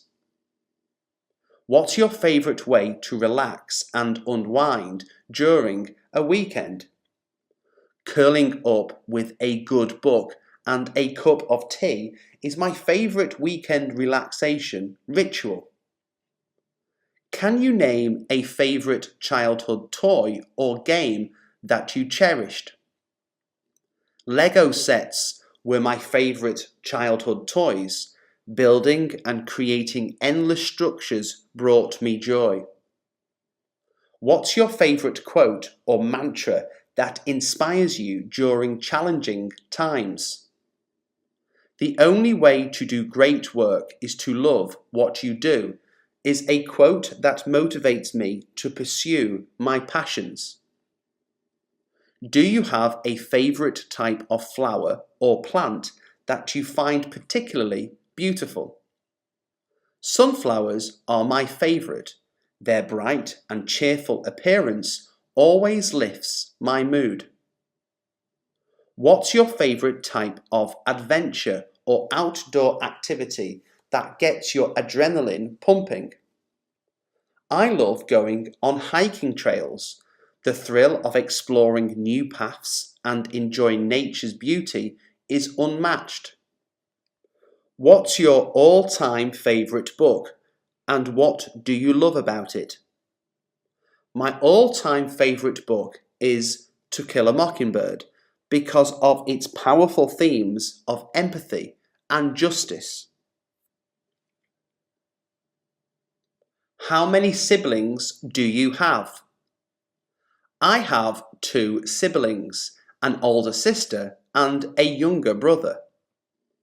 What's your favourite family tradition? Our favourite family tradition is baking cookies together during the holidays. Have you ever gone on a family vacation? Where did you go? Last year we went on a family trip to a cabin in the mountains. It was so much fun. How do you usually celebrate birthdays in your family? We usually have a small gathering at home with a cake and some games. What's a typical Sunday like in your household? Sundays are for brunch and spending time outdoors, maybe going for a walk or playing sports. Do you have any family pets? What kind? Yes, we have a cat named Whiskers. She's quite mischievous but adorable. How do you handle disagreements or conflicts within your family? We try to communicate openly and listen to each other's perspectives to resolve conflicts. What's your fondest childhood memory with your family? I remember camping trips with my parents and telling stories around the campfire. How often do you have family meals together?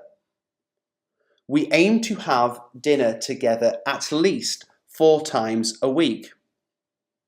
What values do you think your family has instilled in you? My family has always empathized the importance of honesty and compassion. Do you have any unique family traditions that have been passed down through generations?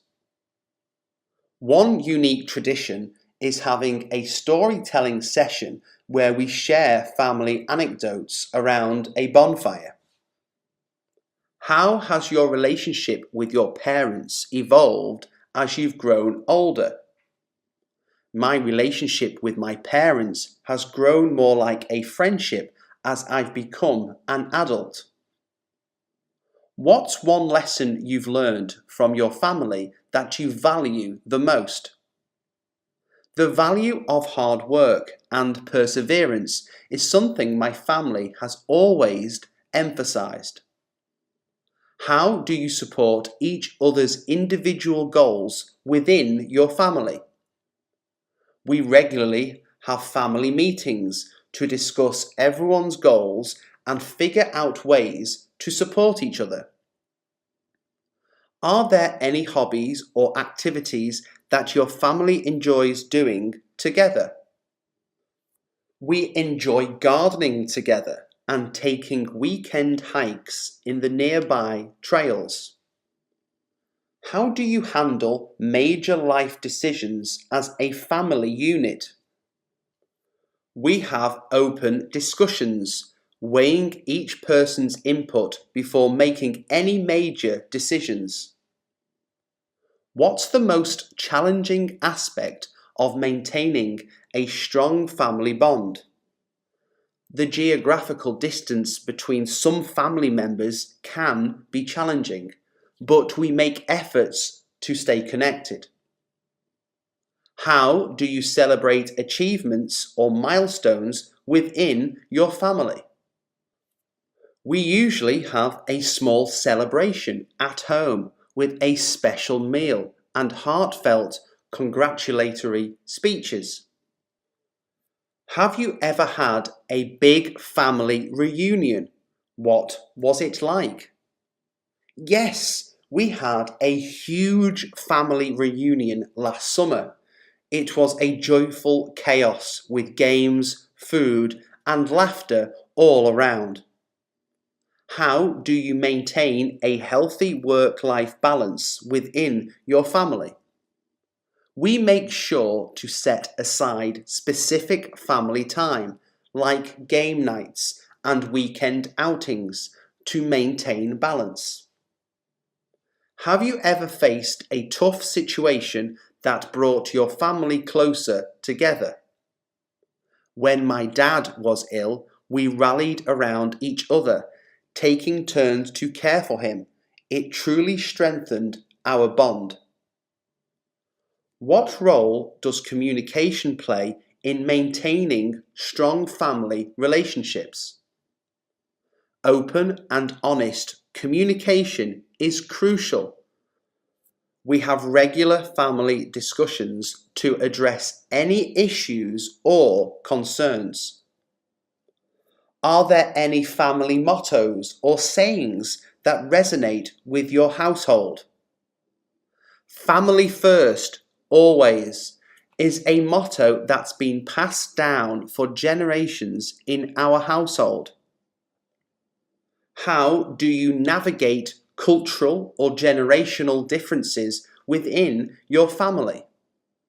We approach these differences with curiosity and respect, often sharing stories and experiences to bridge the gap. What's a memorable family bonding experience you've had recently? Just last month, we went on a camping trip to a nearby national park. We spent days hiking, cooking over a campfire, and sharing stories under the stars. It was a fantastic way to disconnect and create lasting memories together. Have you decided on your destination for the upcoming trip? Yes, I've decided to visit Paris for my upcoming trip. When are you planning to leave for your travel adventure? I'll be leaving on the 15th of next month. How long will your trip last? I'm planning a week-long holiday. Are you travelling alone or with companions? I'm travelling with my family, my spouse, and our 2 kids.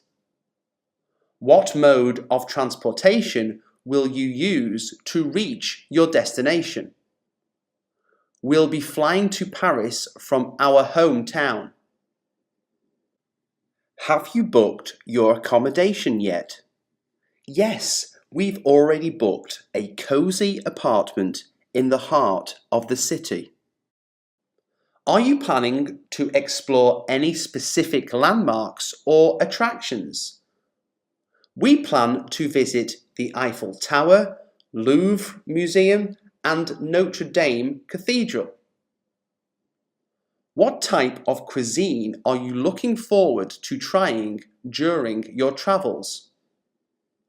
I'm excited to try authentic French pastries and gourmet cuisine. Have you considered any outdoor activities or adventures for your trip? We're considering a day trip to the countryside for hiking and biking. Will you be documenting your journey through photos or a travel journal? I'll be taking lots of photos and keeping a travel journal to remember the experience. How are you planning to get around within the city? We'll be primarily using the metro system and walking to explore the city. Have you looked into local customs or etiquette to respect the culture? Yes, I've been reading up on local customs and cultural norms to be respectful. Are you planning any shopping or souvenir hunting during your trip? I'm definitely planning to buy some unique souvenirs and local products. What's your backup plan in case of unexpected changes in your travel schedule? We've allowed some flexibility in our schedule and have travel insurance for unexpected situations. Have you checked if you need any specific vaccinations for your destination? Yes, we checked and got the necessary vaccinations for our trip. What's the weather like in Paris during the time of your visit? The weather is expected to be mild and pleasant with occasional rain showers. Will you be using public transportation or renting a car? We'll rely on public transportation and won't need a car in the city. How do you plan to manage communication while abroad? Will you get a local SIM card? I'll get a local SIM card to stay connected with family and friends back home. Have you made any restaurant reservations in advance? Yes, we've made reservations at a few recommended restaurants for special meals. Are you considering a side trip to any nearby cities or attractions? We're thinking of taking a day trip to Versailles to see the palace and gardens. Are there any specific cultural events or festivals happening during your visit?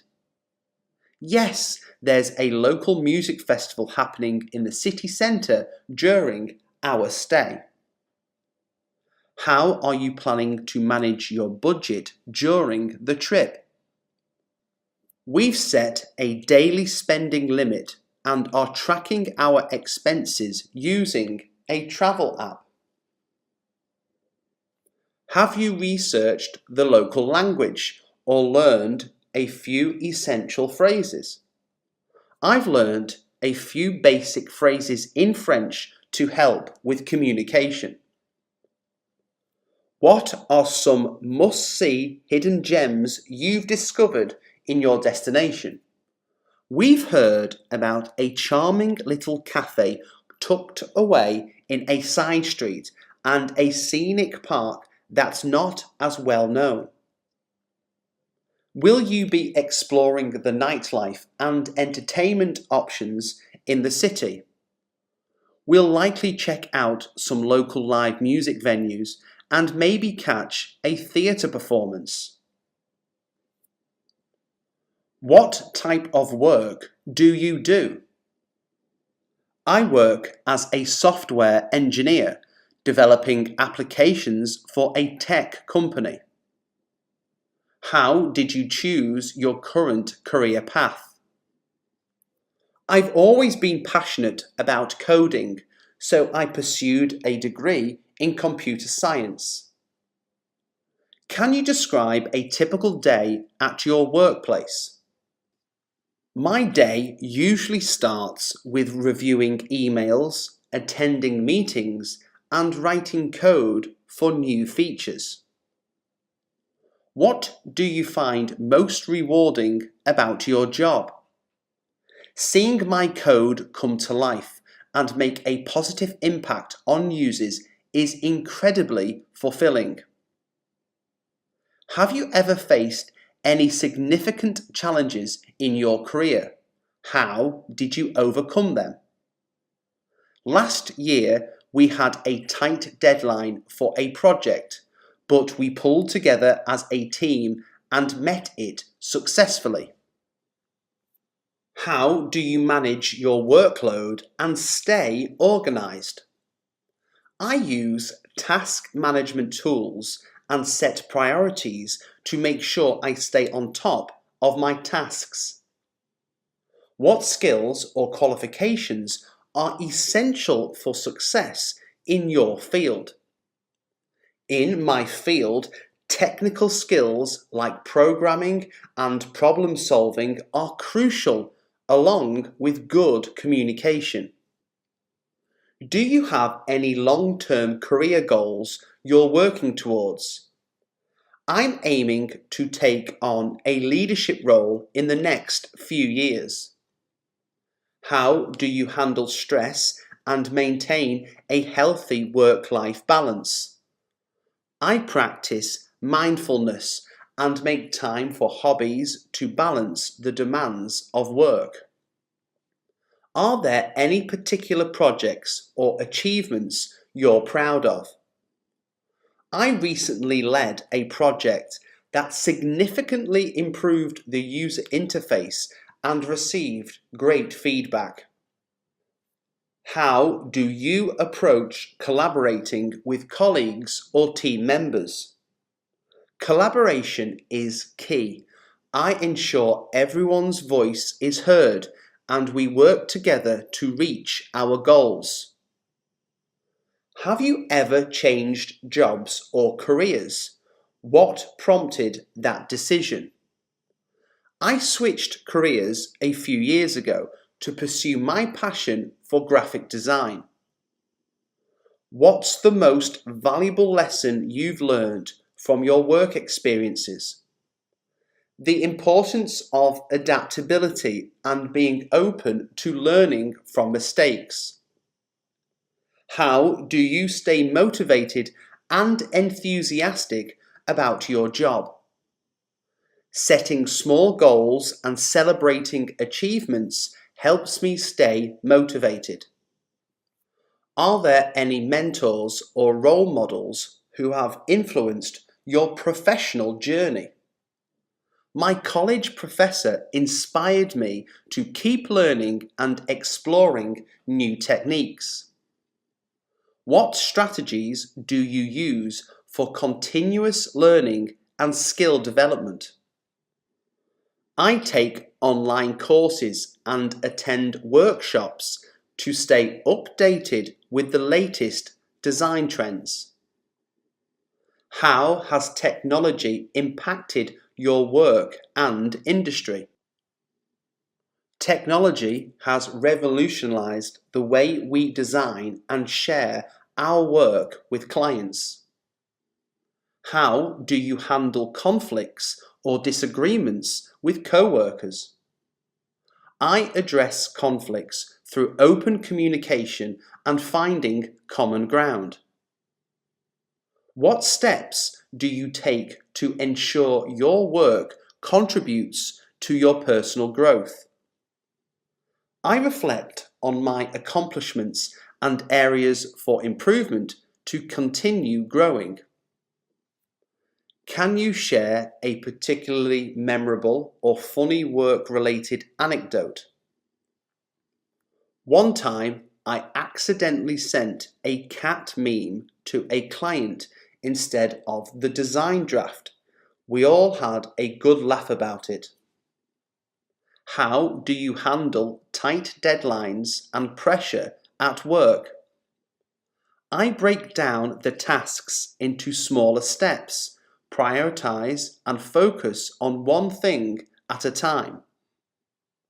What strategies do you use to stay organized and manage your tasks effectively? I rely on to-do lists and calendar reminders, ensuring I allocate time for each task. Have you ever had to learn a new skill or software for your job? How did you approach it? I had to quickly learn a new data analysis tool for a project. I took online tutorials and practiced hands-on. Can you share a moment where you had to think creatively to solve a work-related problem? We once had a client with a unique request. By brainstorming with the team, we developed an innovative solution that impressed the client.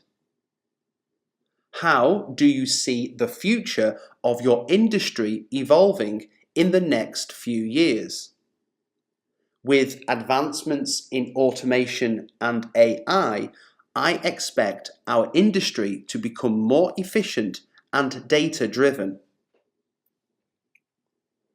What are some of your favourite hobbies that you enjoy doing in your free time?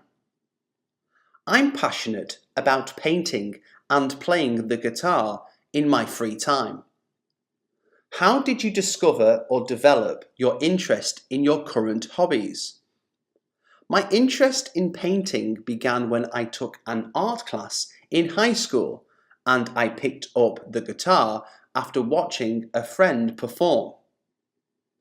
Are there any new hobbies you've been wanting to try out? I've been wanting to try my hand at photography and perhaps even take up gardening. How do your hobbies contribute to your overall well-being and relaxation?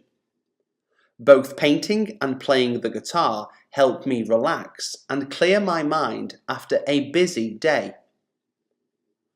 Do you have a go-to hobby that helps you unwind after a long day? Yes, playing video games helps me unwind and escape into another world. Are there any hobbies you enjoy doing alone and others you prefer doing with friends? I enjoy hiking alone for introspection, but I love playing board games with friends on weekends. How do your hobbies help you stay motivated and inspired in different aspects of life? My hobbies often spark my creativity and influence the way I approach problem solving in my career. Have you ever turned a hobby into a side business or pursued it professionally? I've thought about selling some of my paintings online, but for now, I prefer to keep them as personal projects. What's the most challenging or rewarding aspect of one of your hobbies? The most challenging aspect of playing the guitar is mastering complex chords, but the sense of accomplishment is incredible. How do you find a balance between your hobbies and other responsibilities? I schedule specific time blocks for my hobbies and make sure not to let them interfere with work or other commitments. How has technology impacted your hobbies and the way you engage with them? Technology has allowed me to learn new painting techniques through online tutorials and connect with other guitar enthusiasts. Have you ever attended a workshop or class to enhance your skills in a hobby? I attended a cooking class to improve my culinary skills, which has become a hobby I thoroughly enjoy. How do your hobbies reflect your personality or interests?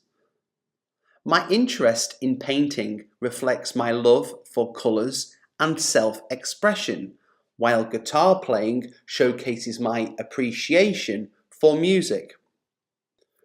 Do you enjoy competitive hobbies or ones that are more about personal expression? I prefer hobbies like painting that allow me to express myself rather than competitive ones. What's the most unique or unusual hobby you've come across? I once met someone who collected vintage typewriters as a hobby. I found it fascinating. How do your hobbies provide you with a sense of accomplishment or growth? With painting, I see tangible progress in each artwork I complete, which fuels my desire to keep improving. Are there any hobbies you enjoyed during your childhood that you've carried into adulthood? I used to love building model airplanes as a kid, and I still enjoy it as an adult. How do you introduce your hobbies to friends or newcomers who might be interested? I invite friends over for a game night where we play different board games and card games. What's the significance of hobbies in maintaining a healthy work-life balance? Hobbies provide me with an outlet to unwind and pursue my interests outside of work, which is essential for my well-being. Have you ever travelled or explored new places specifically to pursue a hobby? I visited a coastal town to indulge in my love for surfing. It was an incredible experience. Have you ever taken a hobby-related trip, such as visiting a famous art gallery or a music festival? Yes, I travelled to a different city to attend a photography workshop and explored local galleries. How do you overcome creative blocks or challenges while pursuing your hobbies? When I encounter a creative block while writing, I take a break, go for a walk, and often the ideas start flowing again. Are there any hobbies you've shared with family members, creating bonding experiences? My dad and I both enjoy woodworking, so we often spend weekends in the garage creating pieces together.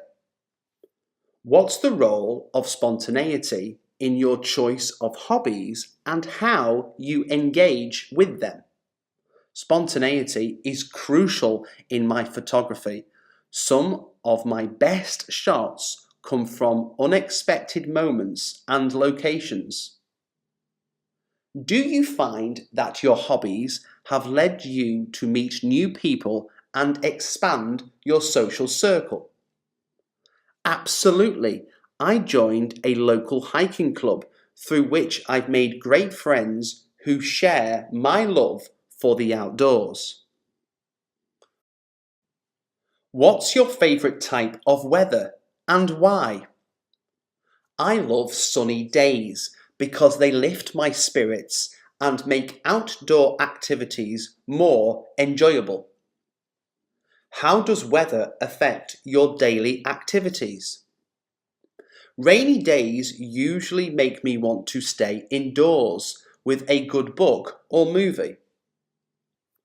Have you ever experienced extreme weather conditions? What was it like?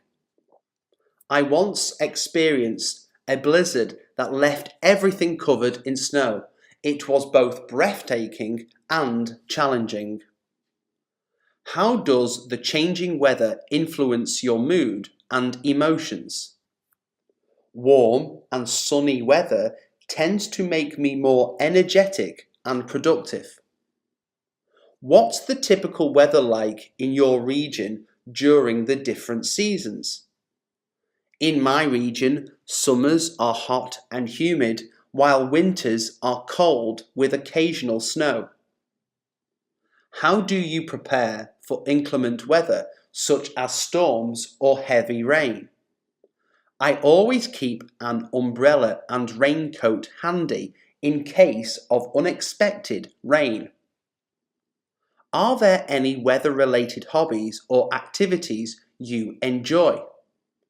I enjoy hiking and picnics during mild and clear weather. What's the most memorable weather event you've witnessed? I'll never forget a massive thunderstorm that knocked out power in our neighbourhood for hours. How does the weather impact your clothing choices and fashion preferences? I adjust my wardrobe based on the weather forecast, layering up or dressing lightly as needed. Do you have a preferred weather condition for outdoor events or gatherings? I prefer clear skies and moderate temperatures for outdoor gatherings. How do you handle sudden shifts in temperature or unexpected weather changes? I keep a light jacket with me year-round to be prepared for temperature changes. Are there any childhood memories related to specific weather moments? I fondly remember building snowmen with friends during heavy snowfall. How do you stay informed about weather forecasts and updates? I check weather apps and local news to stay informed about upcoming weather conditions. What's your go-to comfort food or activity during gloomy weather? On rainy days, I love making a big pot of soup and curling up on the couch. Have you ever been caught in a surprise rainstorm? How did you manage it? Yes, I got caught in a sudden rainstorm once and had to take shelter under a tree. How does your ideal vacation destination's weather influence your travel plans? I prefer sunny weather for beach vacations, but cooler weather for exploring cities. What's your opinion on climate change and its effects on global weather patterns? Climate change is a serious concern. I believe it's causing more frequent and severe weather events. Do you have any favourite weather-related songs or movies? Here Comes the Sun by the Beatles is my go-to song on a sunny day. How does the weather impact your sleep quality and routine? I sleep better during cool nights with a gentle breeze. Have you ever witnessed a beautiful sunrise or sunset due to unique weather conditions? I once saw a stunning sunset with vibrant colours reflecting off the clouds after a rainy day. How does the weather influence your outdoor exercise routine? I usually prefer mild temperatures for jogging, so I adjust my schedule based on the forecast. Have you ever been in a location with a completely different climate from what you're used to? Yes, I once travelled from a cold, snowy region to a tropical paradise. It was quite an adjustment. How do you stay safe during extreme weather conditions like heat waves or hurricanes? During heat waves, I stay hydrated and try to stay indoors during the hottest part of the day. For hurricanes, I follow evacuation protocols and secure my home. What's your preferred type of weather for taking photographs or capturing scenic views? I love capturing dramatic cloud formations and vibrant colours during sunset. Do you have any favourite memories of spending time outdoors in specific weather conditions. One of my favourite memories is hiking in the mountains on a crisp autumn day, surrounded by colourful foliage. What type of party are you planning, and what's the occasion? I'm planning a birthday party for my best friend's 30th birthday celebration. How did you decide on the theme or concept for the party? We brainstormed ideas together and we settled on a retro-themed dance party. Are you hosting the party at your home or a different venue? We're renting a community centre with enough space for dancing and mingling. What's your strategy for creating an inviting atmosphere and decorating the space? I'm going for a vibrant and colourful ambience with disco balls and neon decorations. Have you planned any engaging activities or games for the guests? Yes, we have a trivia game and a dance-off planned to keep everyone entertained. What's your approach to selecting the music playlist for the party? I'm creating a playlist with classic hits from the 70s and 80s to set the party mood. How are you handling food and drink arrangements for the guests? We're having a buffet-style spread with finger foods and a bar serving retro-inspired cocktails. Are there any special dietary considerations you're taking into account? Absolutely. We're making sure there are vegetarian and gluten-free options for our guests. How are you sending out invitations and keeping track of RSVPs? I sent out digital invitations via email and set up an event page to track RSVPs. Have you thought about party favours or souvenirs for the guests? I've prepared retro-style keychains and mini disco balls as party favours. How are you managing the timeline of the party from start to finish? The party will kick off with a dance session followed by a brief speech and cake cutting. What's your backup plan in case of unexpected changes or weather issues? We have a backup indoor location in case of bad weather, and we're keeping an eye on the forecast. How do you handle different age groups and interests among the guests? We'll have a mix of classic hits for the older guests and more modern music for the younger crowd. Are you incorporating any personal touches or sentimental elements into the party? I'm planning a slideshow of photos and memories spanning the last decade.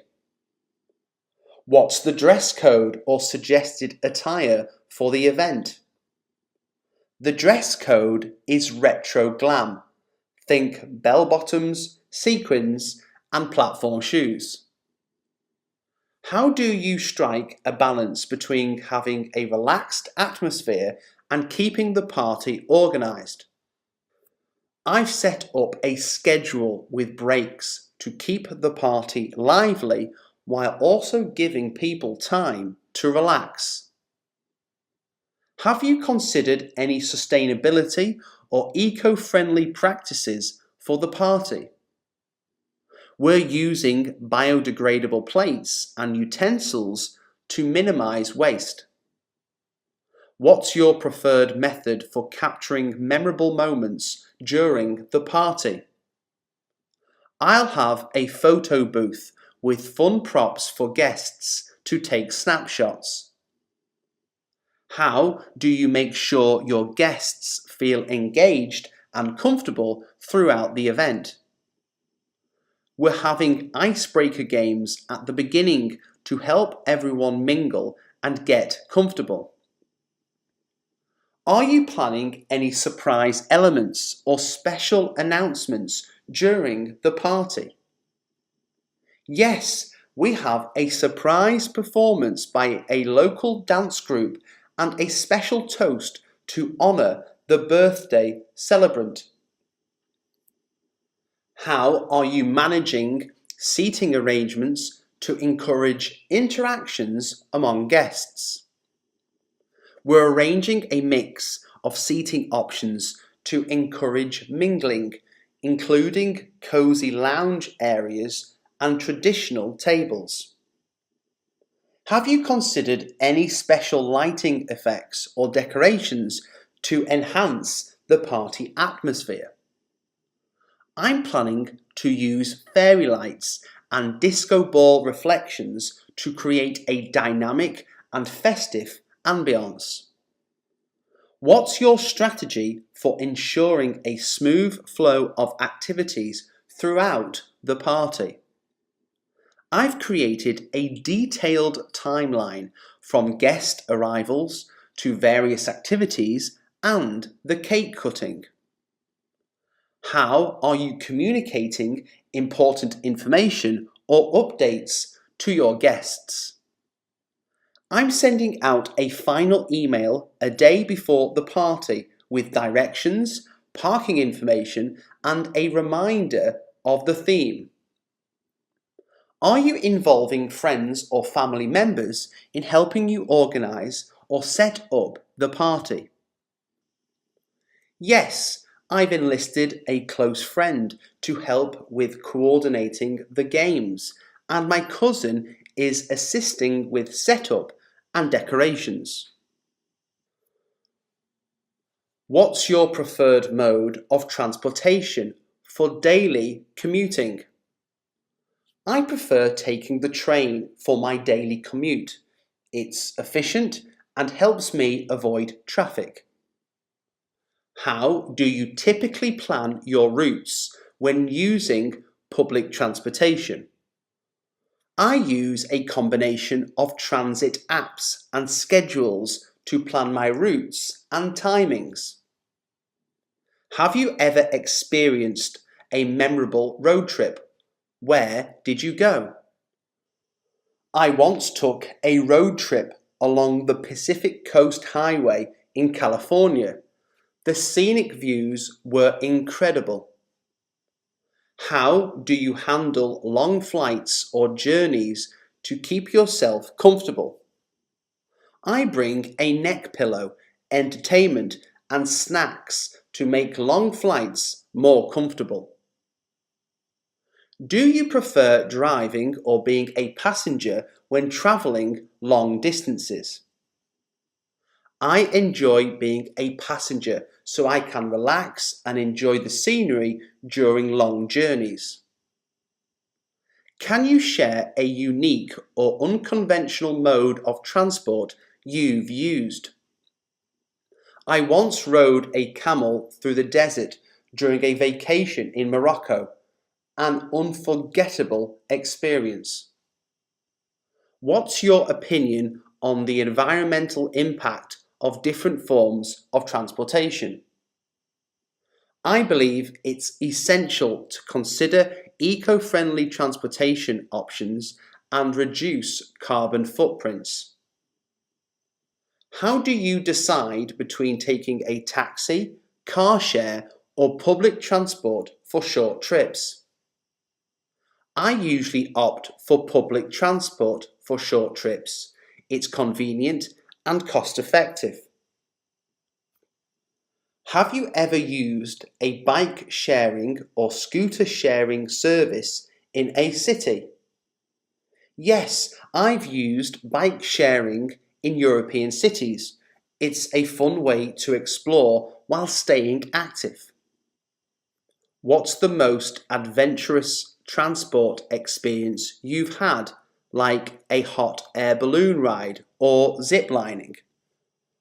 I went paragliding once, and the feeling of soaring through the air was exhilarating.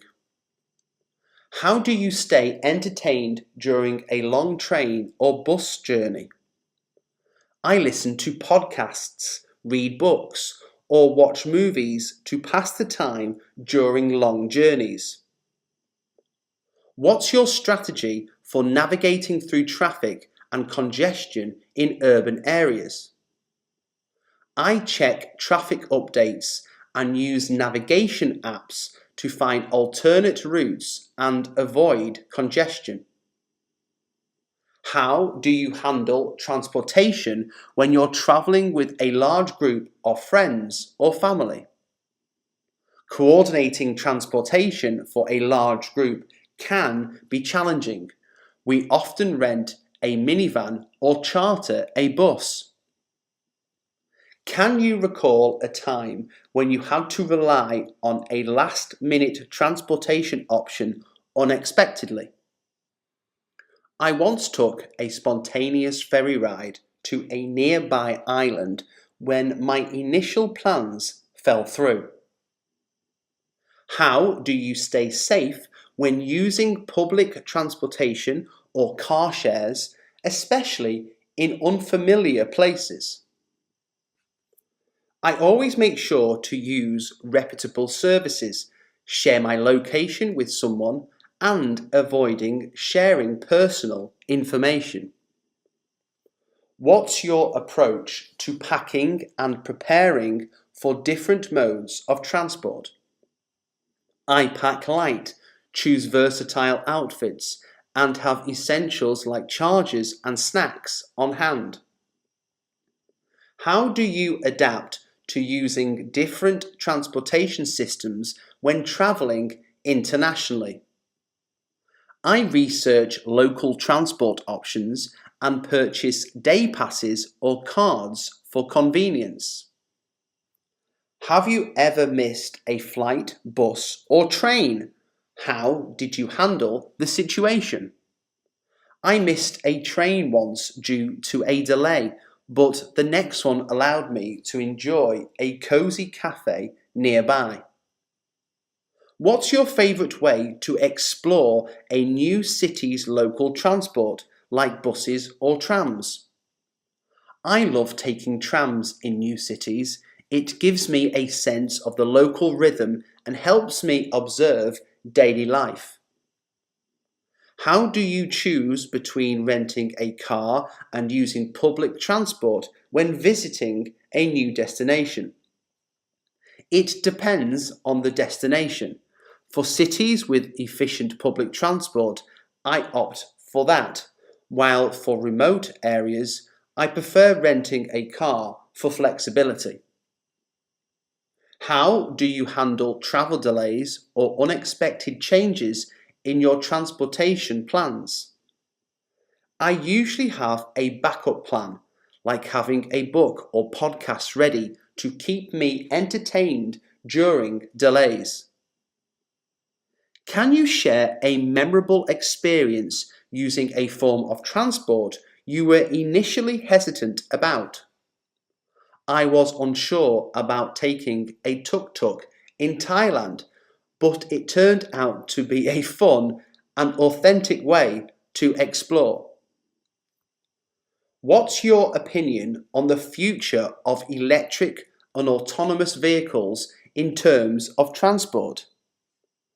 I believe electric and autonomous vehicles will revolutionise transport and reduce emissions in the long run. How do you choose between taking a direct flight or opting for a layover to save costs? I weigh the cost savings against the inconvenience of a layover and decide based on the overall travel time. Have you ever tried carpooling or ride sharing to reduce your environmental impact?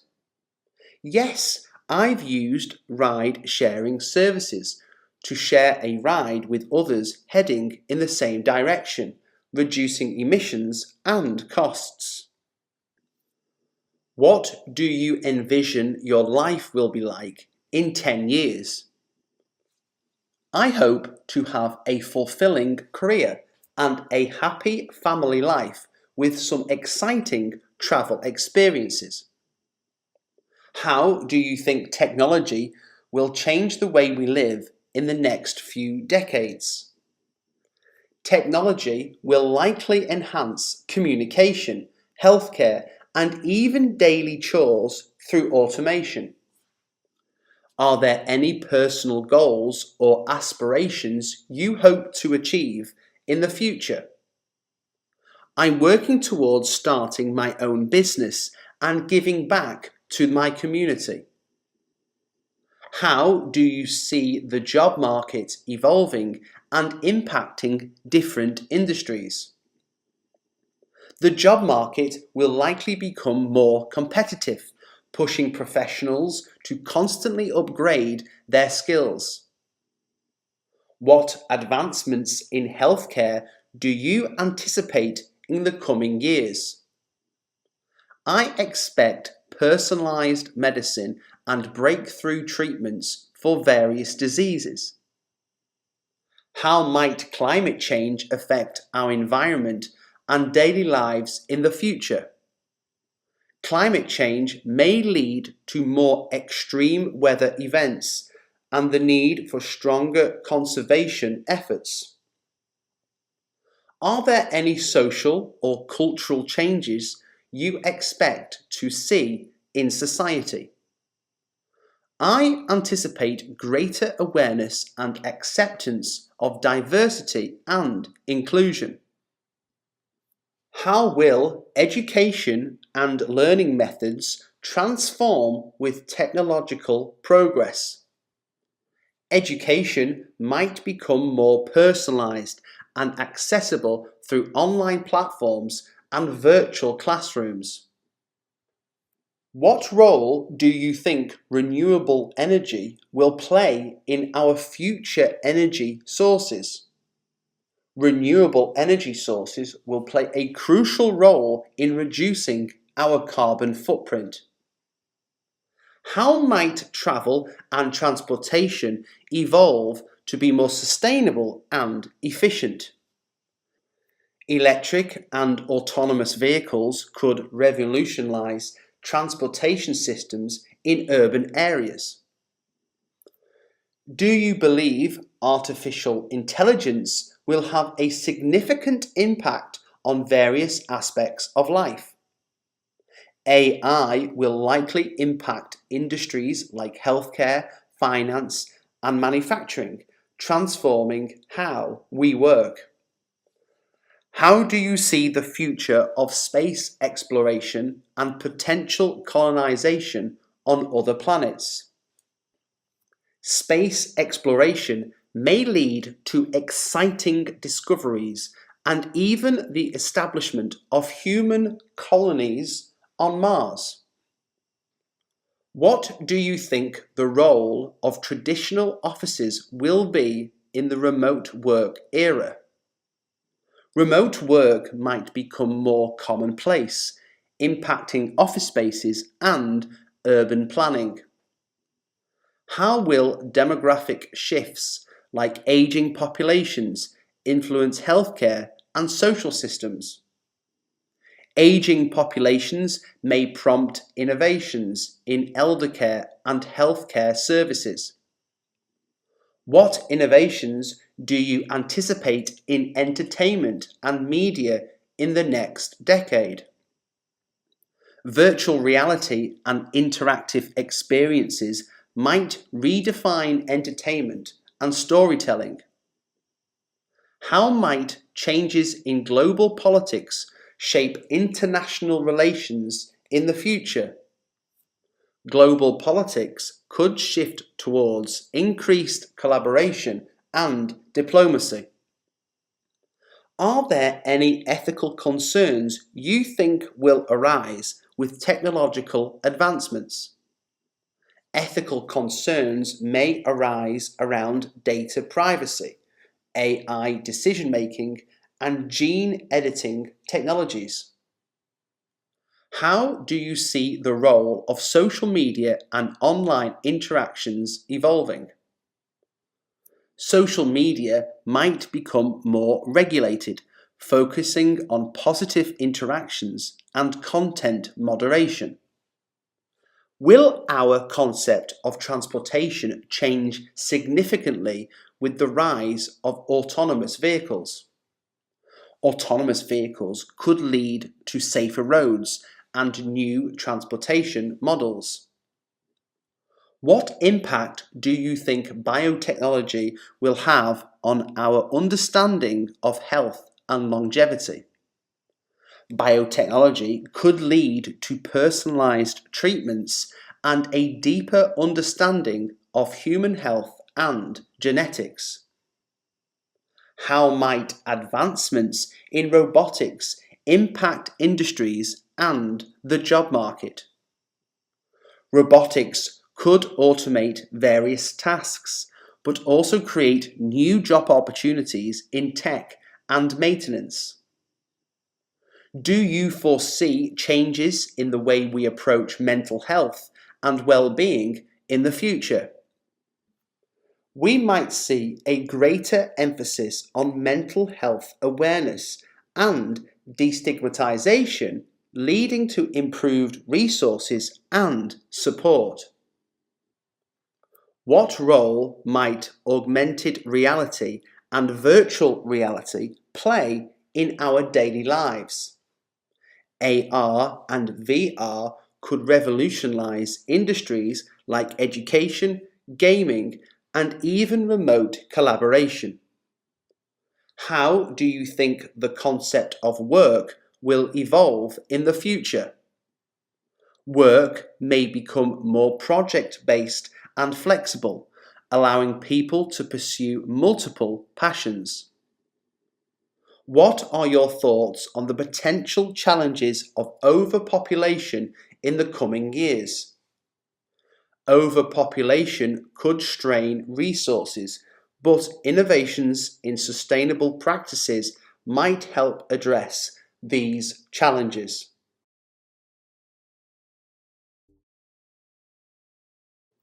Hey there, I've been experimenting in the kitchen lately. Do you have a favourite recipe you love to cook? Oh hey, absolutely, I've got this go-to pasta recipe that's a game changer. It's simple, but the flavours are out of this world. What about you? What have you been cooking up? Pasta, you say? I'm all ears. I've been trying my hand at a homemade pizza recipe that's been in my family for generations. It's a bit of a secret, but I might be willing to spill the beans. Homemade pizza? You can't just tease me like that. Okay, spill the secret and then I'll share my pasta masterpiece. Fair deal. So, the secret to the pizza is in the crust. We use a blend of different flours, and the real trick is letting the dough rise for at least 24 hours. It gives it that perfect chewiness. Interesting. I've never tried letting the dough rise for that long. I bet it makes a huge difference. What toppings do you usually go for? Oh, we're all about variety. Classic margarita with fresh tomatoes and basil, a barbecue chicken for a tangy kick, and then a veggie loaded one for the health conscious. It's a pizza feast. That sounds incredible. I'm already drooling. Now, spill the details on your pasta recipe. What's the secret ingredient? Well, it's not a secret ingredient per se, but it's all about the sauce. We slow cook tomatoes, garlic, and basil for hours. It's the kind of sauce that hugs every noodle, and a sprinkle of parmesan on top seals the deal. Slow cooked sauce is the key to a heavenly pasta. I can practically taste it. Do you make your own pasta from scratch too? Or do you go for the store-bought variety? Occasionally, I venture into the world of homemade pasta. There's something therapeutic about rolling out the dough, you know. But on busy days, good shop-bought pasta does the trick. Totally get that. It's all about balance. So, while we're on the topic of cooking, any kitchen mishaps or funny stories you'd like to share? Oh, where do I start? One time I mistook sugar for salt in a dessert recipe. Let's just say it was a sweet and salty disaster. How about you?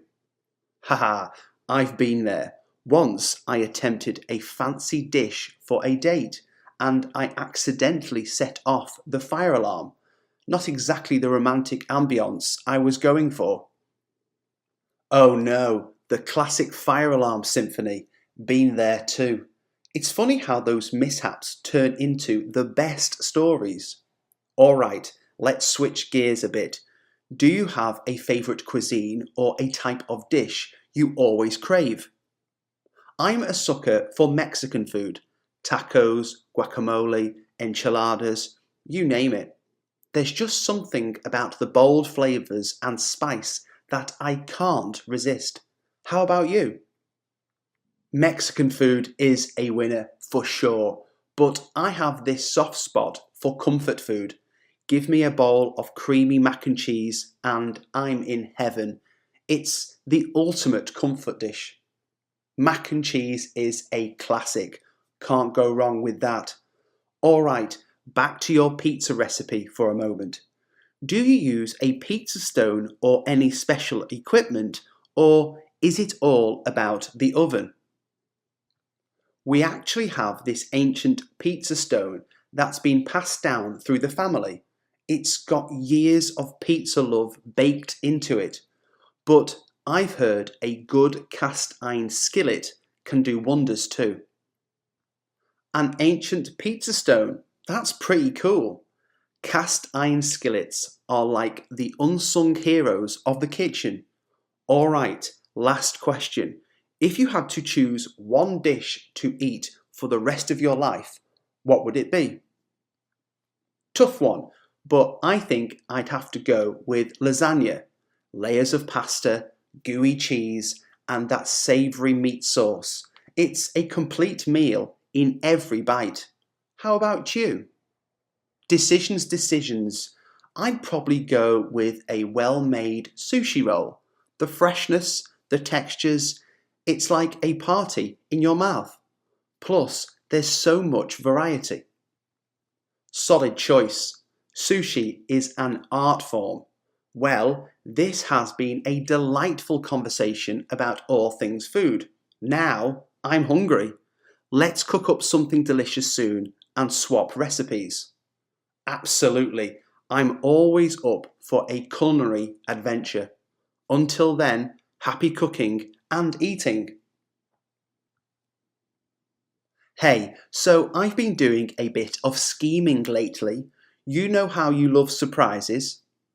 Oh hey, surprises are my jam. What's going on? Are you plotting something devious? Devious? Me? Never.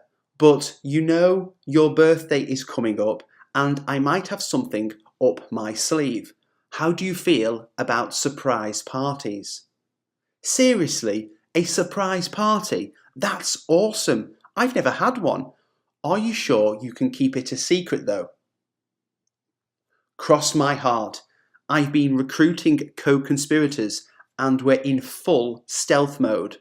The plan is to make it the most epic surprise party ever. Any preferences on the theme? Epic surprise party, you say? I'm in. And as for the theme, how about a retro 80s vibe? I've always wanted an excuse to wear neon. 80s it is. Neon, leg warmers, the whole shebang. Now, what's your favourite kind of cake? We need to make sure it's a showstopper. Can't go wrong with chocolate, but throw in some caramel, maybe a hint of hazelnut, and I'll be on cloud nine. Chocolate, caramel, hazelnut delight coming right up. And on the topic of guests, who's on your dream surprise party guest list? Dream guest list? Well, my best friend from college, definitely. And oh, that cousin who tells the best jokes. And we can invite that musician friend who can play any song on demand. Consider them all on the list. It's shaping up to be a legendary guest lineup. By the way, any suspicions yet? I've been acting casual, but you never know. Not a clue. You're a sneaky one. I did wonder why you kept asking about my plans for that day. Now it all makes sense. The art of misdirection, my friend. Now, what's your ideal birthday gift? I want to make sure it's something you'll remember. Tough question. How about an experience, like tickets to that comedy show we've been talking about, or maybe a weekend getaway? Great choices. I'll get on that ASAP. A comedy night sounds like the perfect way to keep the laughter going. Now, let's talk about the big reveal. How should we make the grand entrance? Grand entrance, you say? How about a fake dinner date and then, bam, everyone jumps out and yells, "Surprise!" And I'll be so caught off guard. I love it.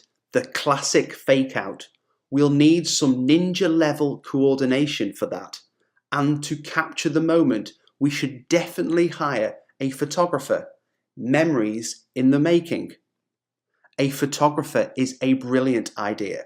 I want to look back at the sheer shock on my face. Can we also set up a photo booth with ridiculous props? You know, for Instagram? Absolutely. We'll have the whole setup, props, backdrops, the works. It's going to be a social media goldmine. And speaking of gold, any colour preferences for the decorations? Gold and black for the extra touch of sophistication. And maybe some balloons. You can't go wrong with balloons.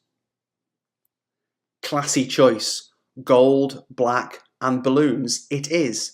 This party is going to be Instagram worthy, no doubt. Now, do you have any specific requests for the playlist? We need tunes that'll get the party started. 80s hits, obviously, and throw in some of those guilty pleasure songs that everyone secretly loves. A bit of everything. Guilty pleasures included. The playlist is going to be a trip down memory lane. I can't wait to see your reaction to the 80s hits. Okay, any last minute requests or details I should know? Just one thing. Can we make sure there's a dance floor? I feel like this party might turn into a dance-a-thon, and I'm all for it. You got it. A dance floor it is. We'll make sure it's big enough for all those 80s dance moves. Get ready for the time of your life. I'm beyond excited. Thanks for putting so much thought into this. It's going to be legendary. I can already feel it. Anytime, you deserve the best. Now, let's get back to our casual conversation so you don't suspect a thing. But mark my words, this surprise party is going to be one for the books. You're the best. I can't wait to be genuinely surprised. And hey, after the big reveal, let's dance the night away. It's a date.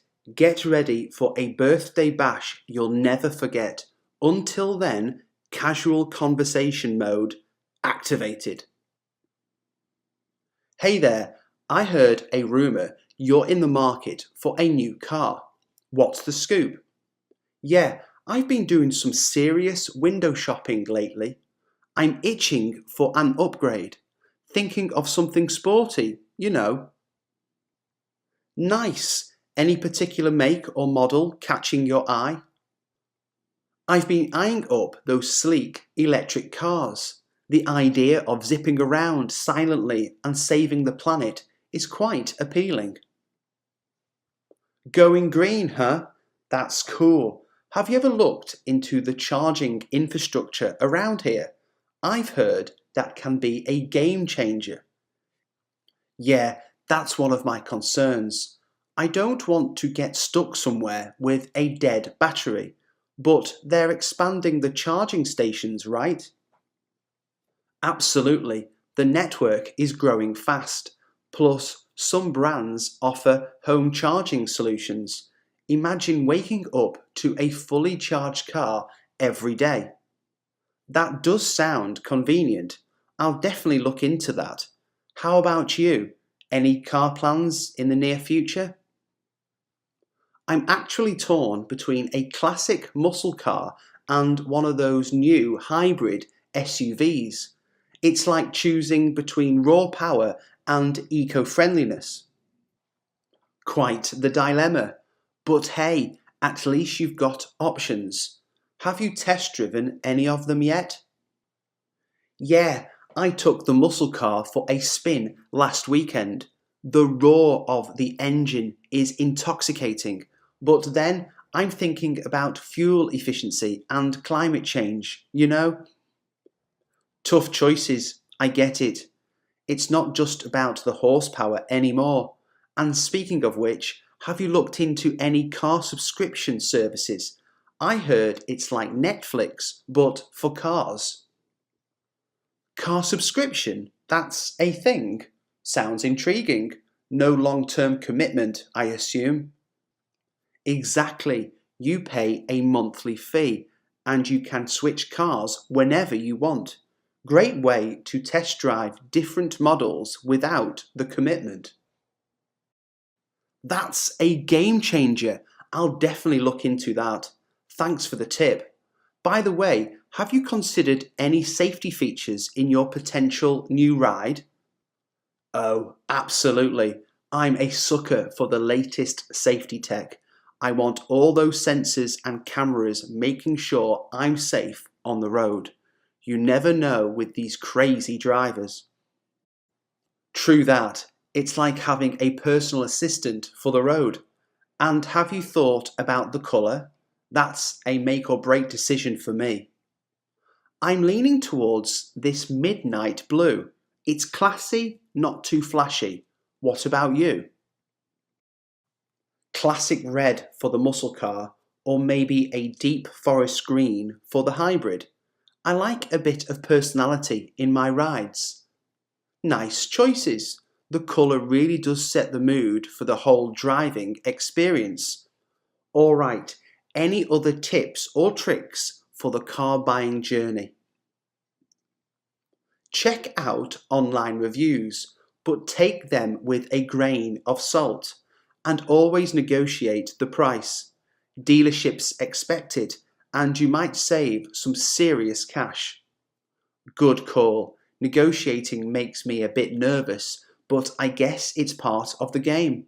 Thanks for the advice. No problem. Car buying is a journey. Enjoy the ride, and when you make that decision, let's celebrate with a road trip. Deal. Thanks for the chat. I'm feeling more confident about diving into this whole car buying adventure. Anytime. Happy car hunting. Hey, you look fantastic. Did you get new clothes? Thanks. Yeah, I did a bit of retail therapy over the weekend. I was long overdue for a wardrobe upgrade. Nice. Any particular style you were going for, or did you just grab whatever caught your eye? I was going for a mix of comfy and stylish. You know, the kind of clothes that make you feel good, but are also versatile for different occasions. Smart move. So, what's the standout piece from your haul? Oh, definitely this cozy, oversized sweater. It's like wearing a hug, and the colour is just perfect for autumn. Love it. Autumn fashion is the best. Did you find any good deals or sales? Surprisingly, yes. I stumbled upon this hidden gem of a shop that was having a clearance sale. Got some amazing deals on jeans and a couple of nice tops. The thrill of finding a good deal is unmatched. Any fashion trends you noticed while shopping? Loads of earthy tones and textures. Corduroy seems to be making a comeback, and I saw a lot of chunky knits. Oh, and animal prints are still holding strong. Corduroy, huh? That takes me back. I might have to dig out some old pieces from the back of my wardrobe. So, did you buy anything outside your comfort zone? Funny you ask. I actually picked up a jumpsuit.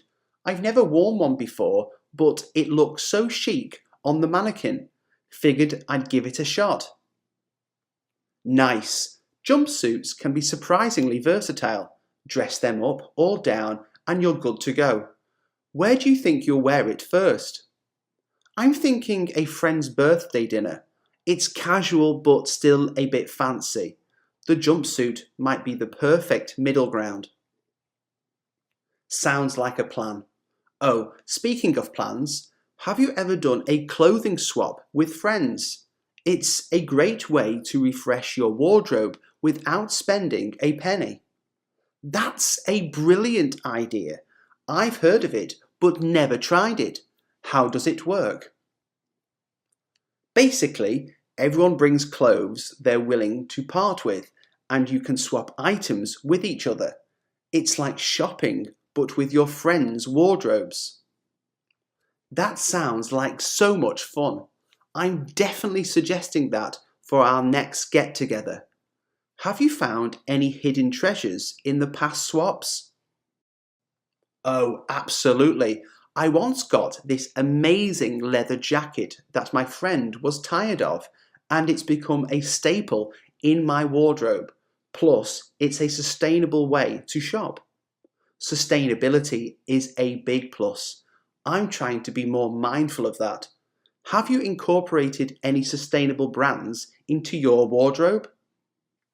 Yeah, I've been exploring a few eco-friendly brands. There's this one that uses recycled materials for their clothes, and the quality is surprisingly good. That's fantastic. I'll have to look into that. It's great to see more options for sustainable fashion. By the way, any fashion influences or style icons you're currently inspired by? Lately, I've been following this minimalist fashion blogger. Their wardrobe is so curated and it's making me rethink my approach to buying clothes. Quality over quantity, you know. Absolutely, the capsule wardrobe concept is intriguing. I might have to declutter and streamline my wardrobe soon. It's a process, but it's so worth it. And hey, if you need help, I'm the decluttering master. I can be your fashion consultant. Deal. I might take you up on that offer. Thanks for the fashion chat. It's got me all excited about refreshing my wardrobe now. Anytime. Fashion is meant to be fun. Happy styling, and let me know if you need a shopping buddy or a wardrobe clean out partner. Will do. Thanks again, and let's catch up soon. Hey, I've heard you've been learning English. How's that going for you? Oh, hey, yeah, it's been quite the journey. English is such a fascinating language, but it has its challenges. How about you? Do you speak any other languages? I dabble in a bit of Spanish, but English is my primary language. So, what made you decide to learn English? Well, it's such a global language, you know. I figured it opens up a lot of opportunities, both professionally and personally. Plus, I've always been a fan of English literature and movies. That's a great reason. And hey, your English sounds pretty good already. Have you been taking classes or are you self-taught? Thanks! I started with some online courses, but lately I've been practicing a lot with language exchange partners. It's a fun way to learn and make new friends. Nice strategy. Speaking of which, any favourite English movies or TV shows that have helped you with the language? Oh, definitely. I've been binge watching Friends. It's not only hilarious, but it also helps with conversational English. And for movies, I love anything by Quentin Tarantino. The dialogue is so unique. Friends is a classic choice. The humour and everyday language make it perfect for learning. And Tarantino films have that distinct dialogue style for sure. Have you picked up any English slang or colloquial expressions that you find interesting? Loads! I've been trying to use them casually in conversation. Like instead of saying I'm tired, I'll throw in a I'm knackered. It makes things more fun. Haha, love it. Slang adds personality to language. Anything that confused you or caught you off guard while learning? Phrasal verbs are my nemesis. They seem so simple, but there are just too many of them. Like, why does take off mean both to remove something and for a plane to leave? Phrasal verbs can be tricky, no doubt. Native speakers use them without thinking, but for learners, it's like deciphering a code. Any tips on tackling them? Context is key. I've been trying to learn them in phrases rather than individual words. Also, watching how they're used in movies or conversations helps a lot. Solid advice. And hey, if you ever need practice, I'm here. We can have some casual conversations, and I'll even throw in a few phrasal verbs for good measure. That sounds like a plan. Thanks for the offer. By the way, have you ever tried learning another language? I attempted French once, but let's just say my accent was less sophisticated Parisian and more confused tourist. I admire anyone who can master multiple languages. Haha, accents are part of the charm. I'm sure your attempt was better than you think. So, any language learning hacks you swear by?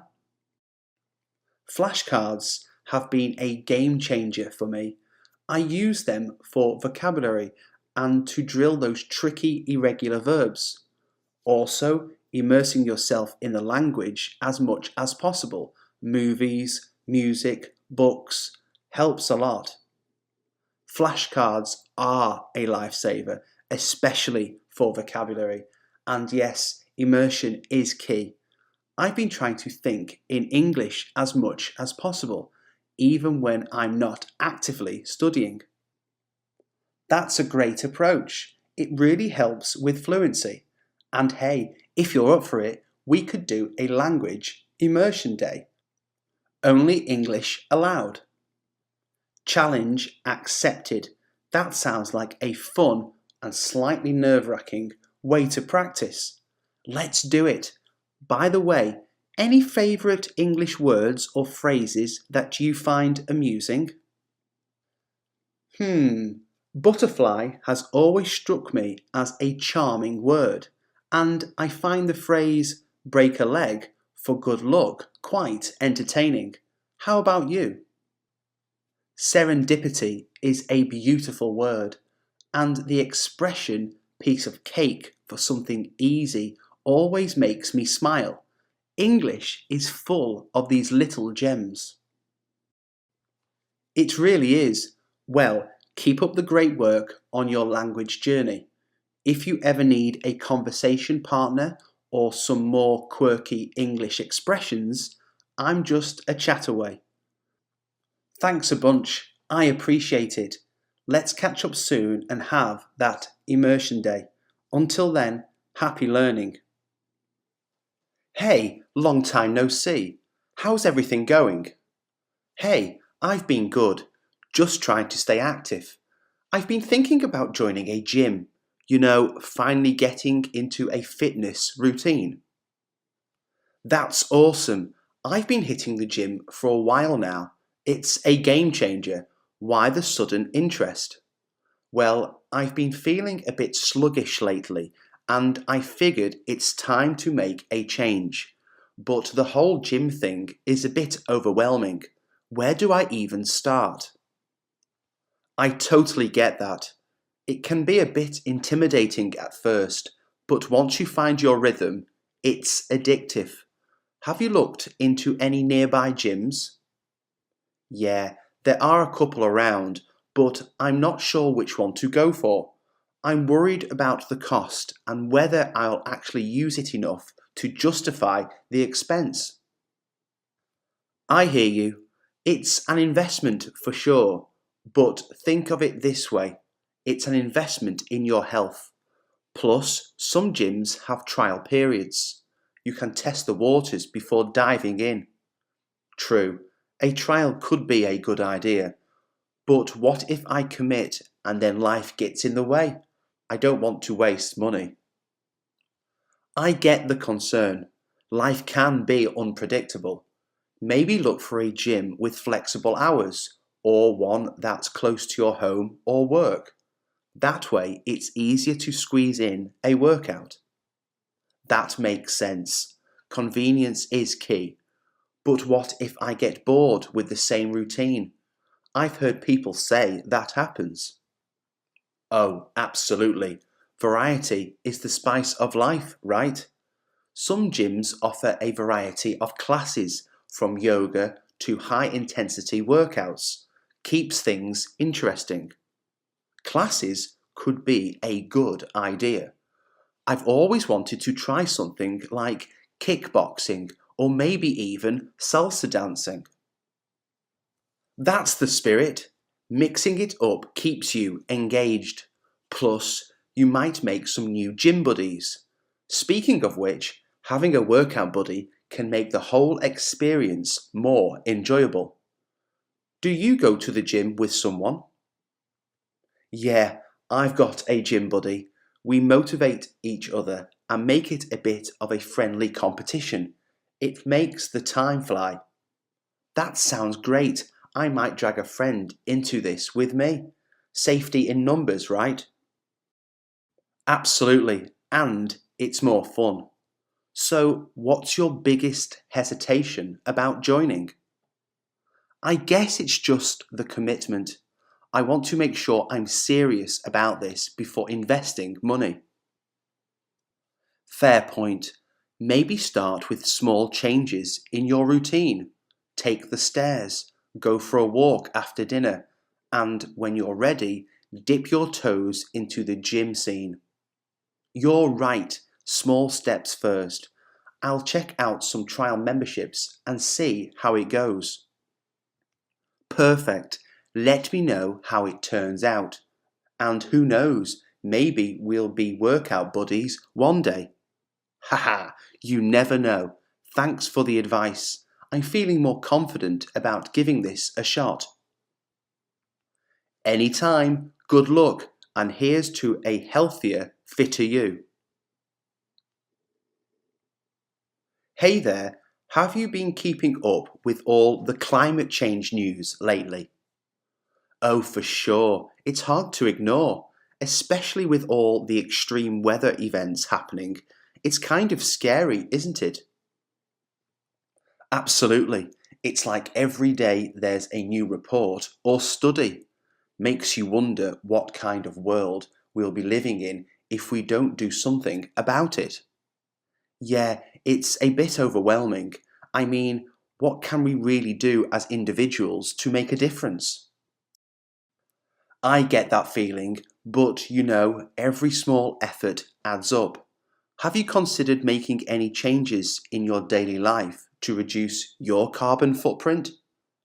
Well, I've been thinking about it, but it's hard to know where to start. What changes have you made? I've been trying to cut down on single-use plastics, using public transportation more often, and eating a more plant-based diet. Small steps. Those are great ideas. I guess I could start with something simple, like bringing my own reusable bag to the grocery store. It's just so easy to forget. Exactly. And once you get into the habit, it becomes second nature. Every little bit helps. Have you heard about any local initiatives or community projects addressing climate change? Not really. Are there any happening around here? Yeah, there's a community garden project that's focused on promoting sustainable agriculture and educating people about the environment. It might be interesting to get involved. That sounds cool. I'll look into it. It's frustrating when you see some people still denying climate change. It is. It's disheartening. But I think the more we talk about it and share information, the better chance we have to change minds. Have you had any conversations with friends or family about it? Not really. I don't want to come off as preachy or judgmental. Totally get that.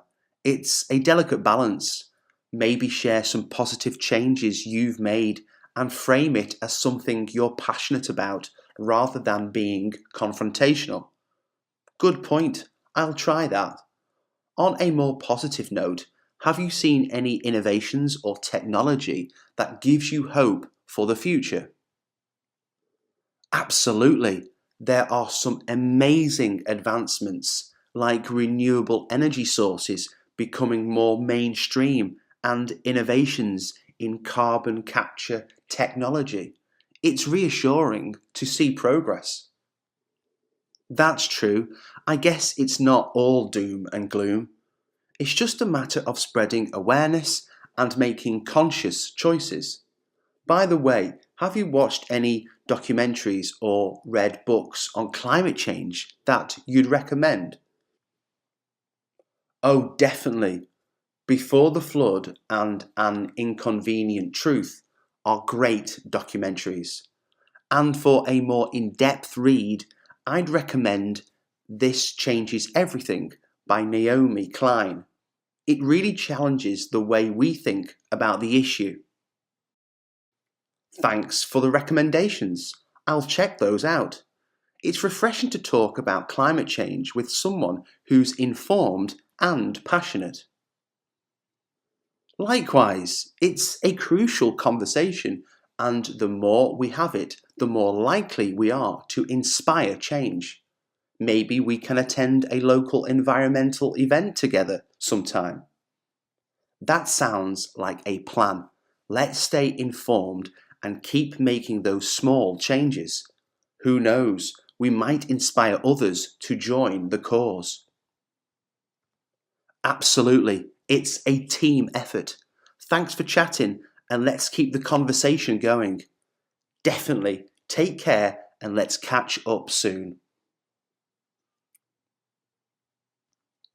Hey, what's the big smile for? Got some exciting plans for the weekend? Hey there, you bet I do. I'm going home for the weekend. Going home? That sounds awesome. What's the occasion? No occasion, really.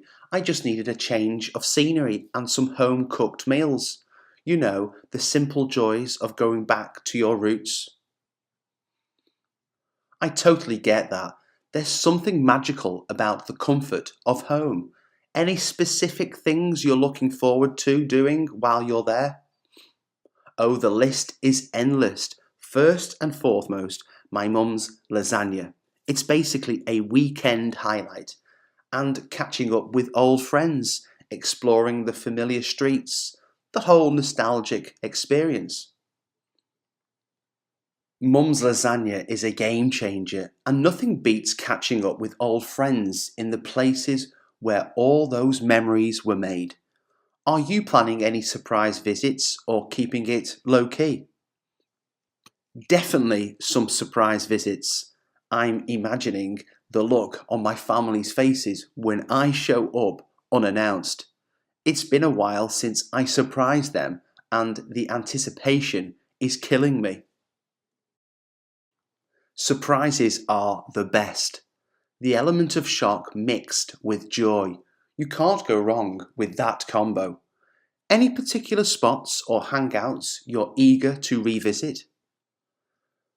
The old cafe we used to frequent in high school is on the top of my list. I can practically taste the greasy chips and hear the clatter of the milkshake machine. Classic cafe vibes, a trip down memory lane. And speaking of trips, any specific rituals or traditions you follow when you go home? Well, a visit to the local bakery for fresh pastries is a must. And, of course, Sunday movie nights with the family. It's like hitting the pause button on life for a moment. Pastries and movie nights sounds like a perfect weekend agenda. Is there a particular pastry you're craving? Oh, definitely the almond croissants. They make them with this perfect flaky crust and an almond filling that's just heavenly. I might have to stock up. Almond croissants are a weakness. Stocking up is the only sensible thing to do. Now, let's talk about the journey. Are you road tripping it or hopping on a train or plane? I'm opting for the classic road trip. There's something therapeutic about the open road, the music playlist, and the occasional pit stop for snacks. Road trips are the best. Any specific tunes you'll be playing to set the mood? I'm thinking a mix of old school classics and some guilty pleasure pop songs. A little bit of everything to keep the energy high. The perfect road trip playlist. Now, brace yourself for a tough question. What's the most essential snack for a road trip? That is a tough one. I'd have to say a good mix of sweet and salty. So, probably a bag of gummy bears and a pack of salt and vinegar crisps. Balance is key. Excellent choices. Gummy bears for the sugar rush and salt and vinegar crisps for that savoury kick. You've got the road trip essentials down. Any games or activities planned for the journey? I'm thinking of reviving the classic car games, maybe a round of I Spy or some road trip bingo. It's a great way to keep things entertaining, especially if the drive gets a bit monotonous. Bringing back the classics. Road trip bingo is a genius idea. Are you expecting smooth sailing or are you prepared for some unexpected adventures along the way? You never know with road trips, right? I'm hoping for smooth sailing, but a detour or two might add a bit of spice to the journey. As long as I make it home in one piece, I'm happy.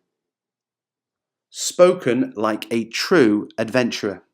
Embracing the detours is the key to a memorable trip. Alright, any last minute preparations before you hit the road? Just the essentials, snacks, playlist, and a fully charged phone. Oh, and a mental list of all those things I want to do once I get there. I'm ready for the weekend escape. Essentials covered. You're all set for a fantastic weekend. Safe travels, enjoy the surprise visits, savour the almond croissants, and soak in the familiar vibes of home. Thanks a bunch. I'll make sure to savour every moment.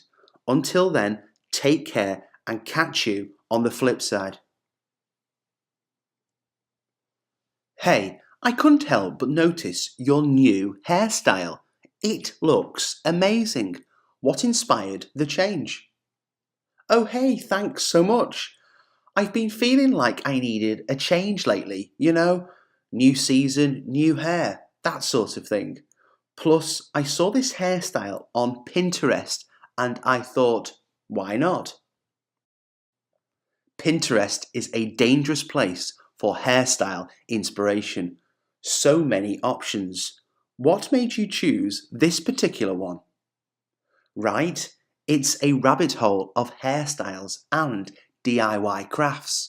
But this one caught my eye because it's a bit edgy, but still manageable for everyday life.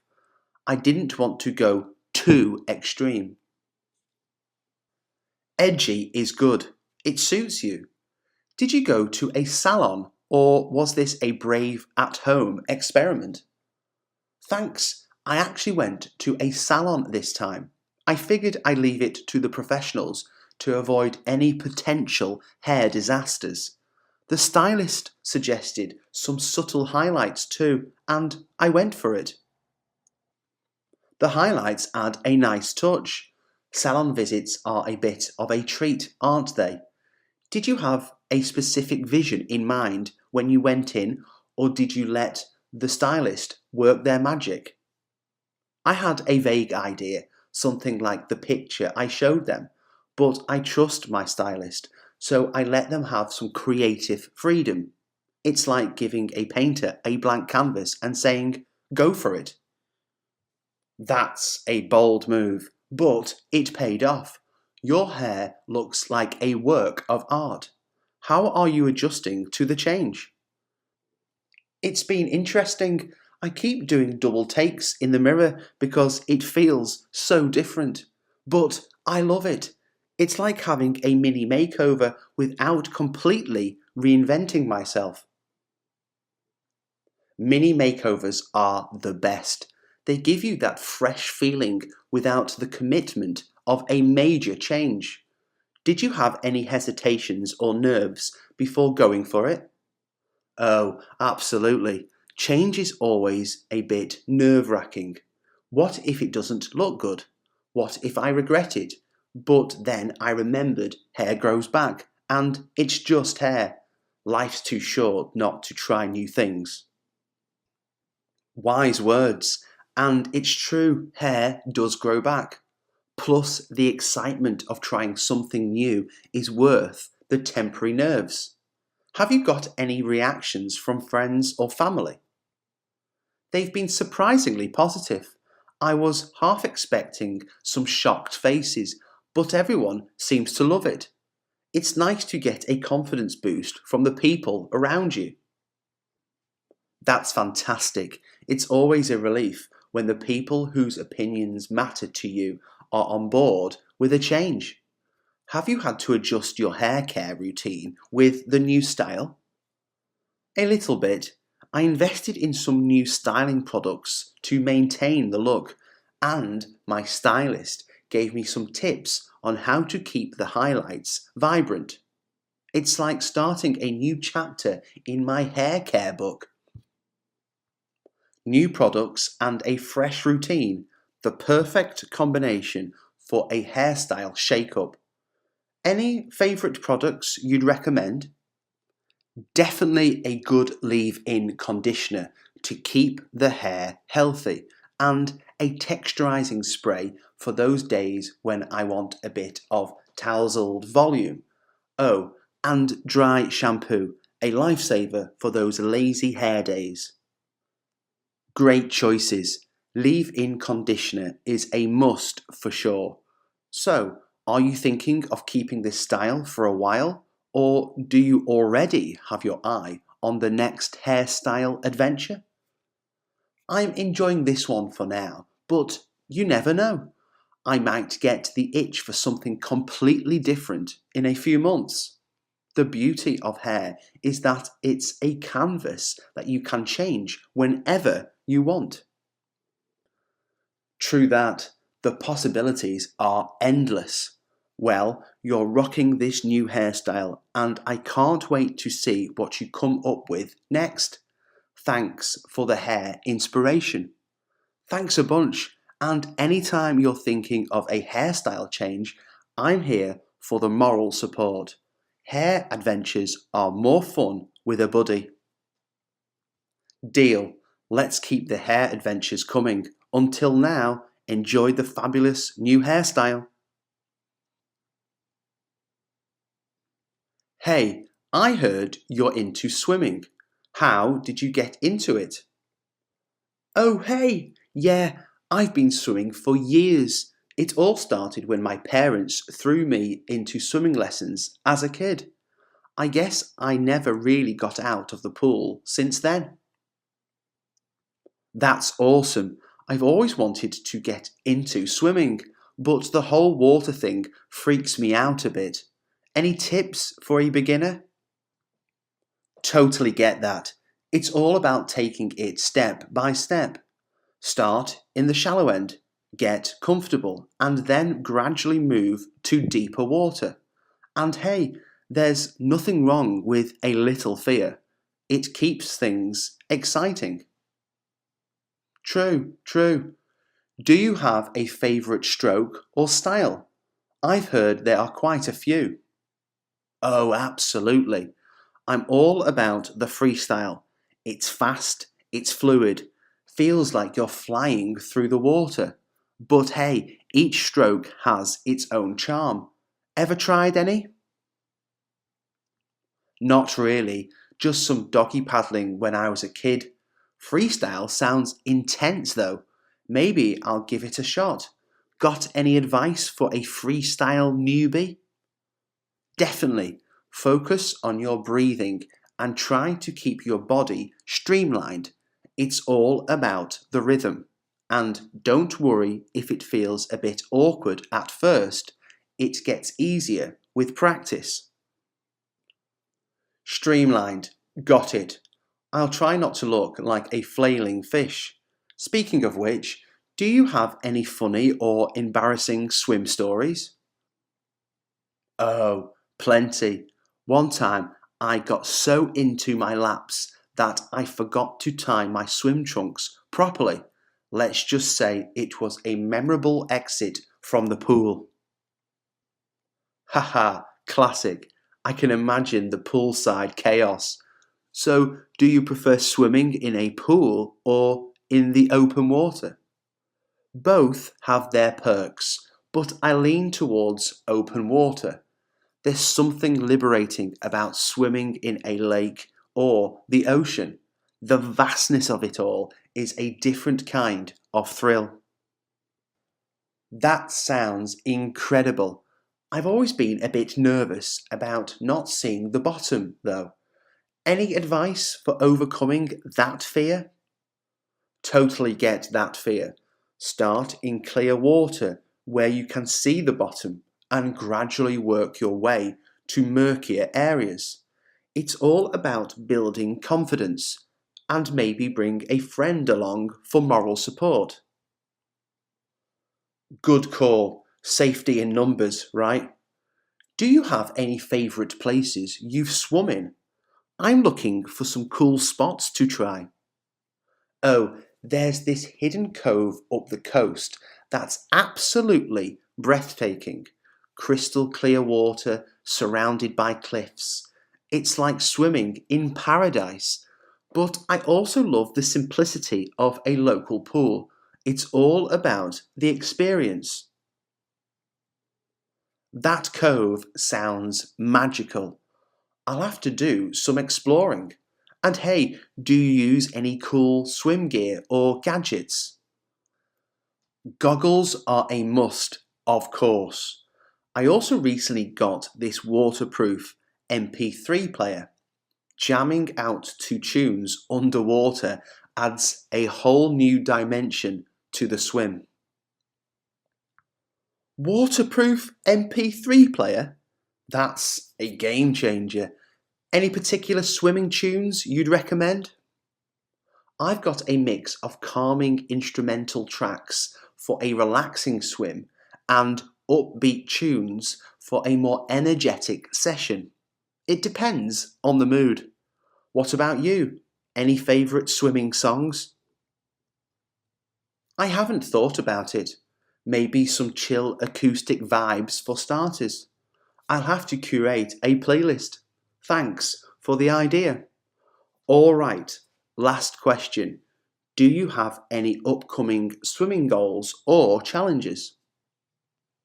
I'm actually training for a local open water swim event. It's a bit nerve-wracking, but also super exciting. The goal is to finish strong and maybe beat my personal record. That's awesome. Best of luck with the training.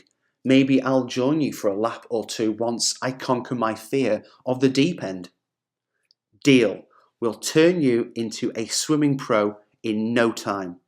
Thanks for the chat. It's always fun talking about the wonders of the water. Absolutely. Let's catch up soon, and who knows, maybe we'll plan a swimming adventure together. Sounds like a plan. Until then, happy swimming. Hey, guess what I did over the weekend? Hey there, what did you get up to? Don't keep me in suspense. I took a spontaneous trip to the zoo. It was incredible. Lions, tigers, and bears. Oh my! No way. That sounds like so much fun. What made you decide to go to the zoo out of the blue? Well, I was feeling a bit restless and I thought, why not? I hadn't been to the zoo in ages and I figured it would be a nice change of scenery. Solid choice. So, what was the highlight of your zoo adventure? Tough question, but I'd have to say the baby animals stole the show. There's something about tiny elephants and giraffes that just melts your heart. Baby animals are a guaranteed mood lifter. Did you take a million pictures? Guilty as charged. My phone is now a zoo gallery. But hey, every cute animal deserves a spot on Instagram, right? Absolutely. I'm expecting a flood of adorable animal pics on my feed. What's your favourite zoo animal, though? That's a tough one. I have a soft spot for penguins. There's something about their waddling and the way they slide into the water. But the gorillas were also captivating. So much personality. Penguins and gorillas are solid choices. Penguins for the cuteness and gorillas for the sheer majesty. Did you catch any animal shows or demonstrations?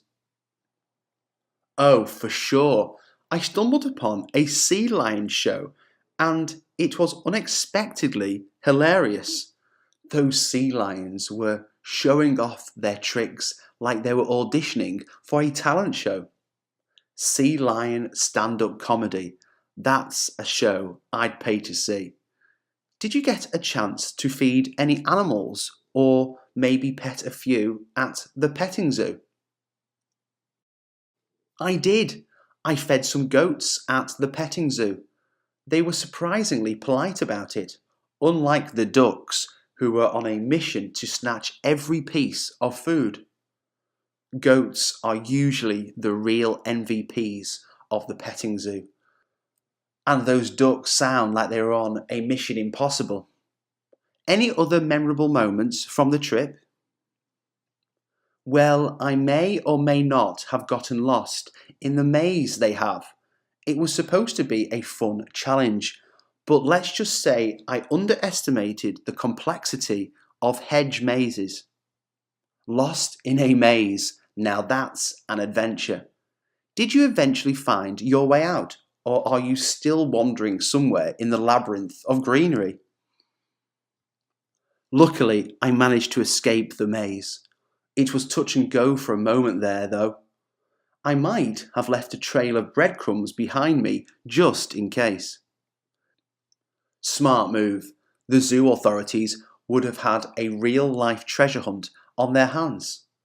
Okay, now, the crucial question. Did you buy any zoo souvenirs? Oh, you know it. I couldn't resist the temptation of a cute plushie and a cheesy I survived the maze t-shirt. A little cheesy, but it's a fun memory. Classic souvenirs. The plushie is the perfect cuddly reminder, and the maze t-shirt is a badge of honour. So, are you planning on going back to the zoo anytime soon? Absolutely. I'm thinking about getting a yearly pass. There's something therapeutic about spending a day surrounded by nature and fascinating creatures. It's like a mini vacation without leaving the city. A yearly pass is a brilliant idea. It's like having a zoo escape whenever you need a break. Let me know when you go again. I might join you for another round of penguin watching. Deal, a penguin watching party it is. Thanks for indulging me in my zoo tales. Now, tell me, when was the last time you went on a spontaneous adventure? Spontaneous adventures are my favourite. The last one involved a random road trip to a nearby town with an eccentric ice cream shop. We ended up trying flavours like lavender and balsamic vinegar. Surprisingly delicious. Lavender ice cream? Now that's intriguing. Spontaneous road trips always lead to the best stories.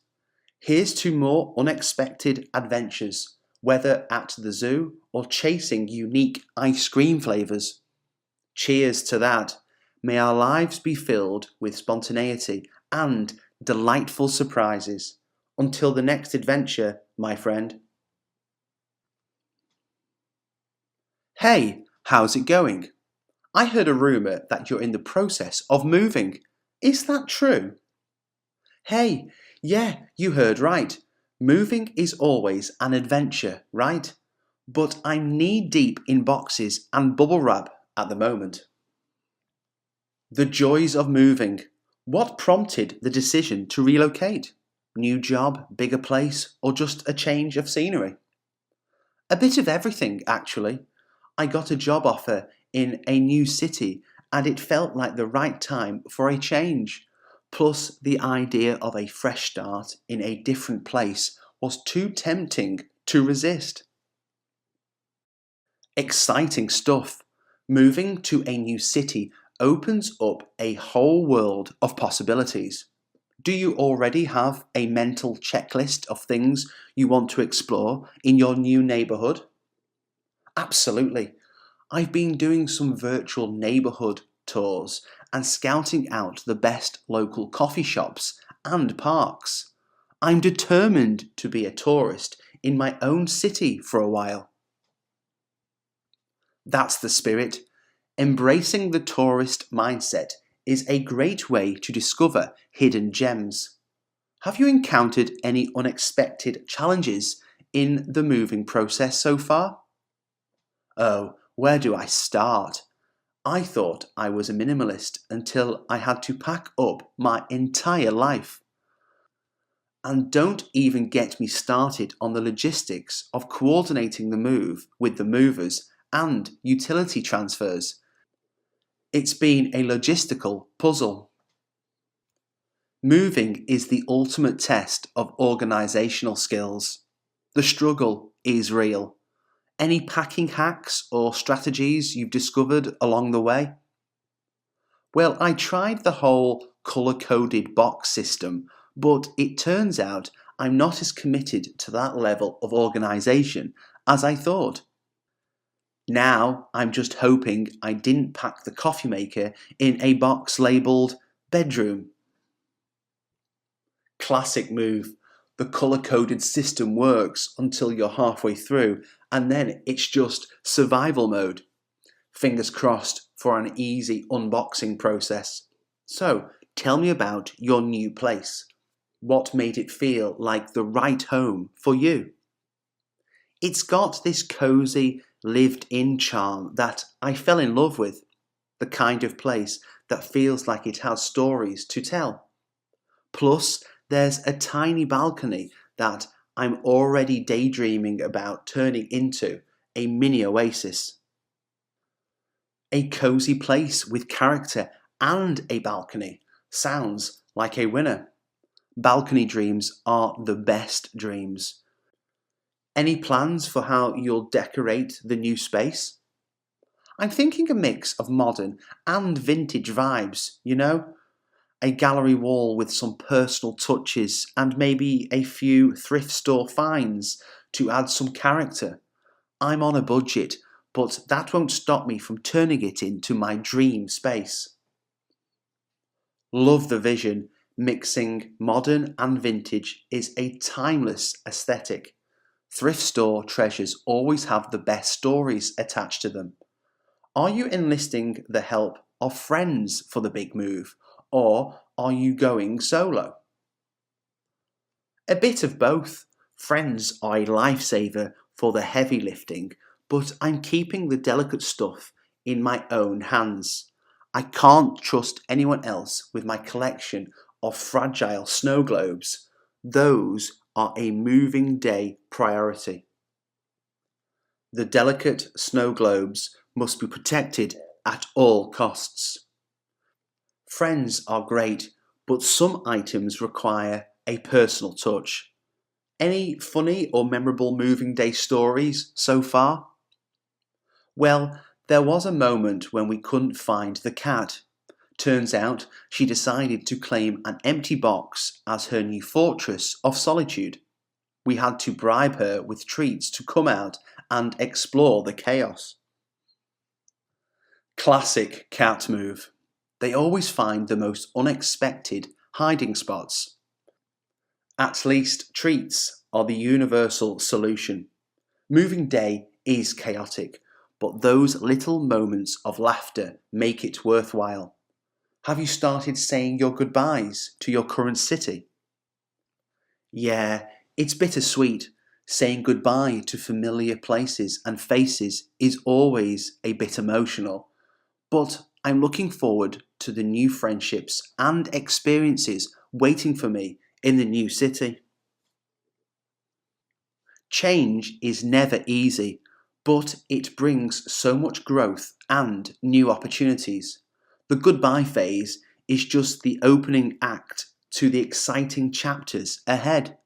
Speaking of which, any goals or aspirations for this new chapter in your life?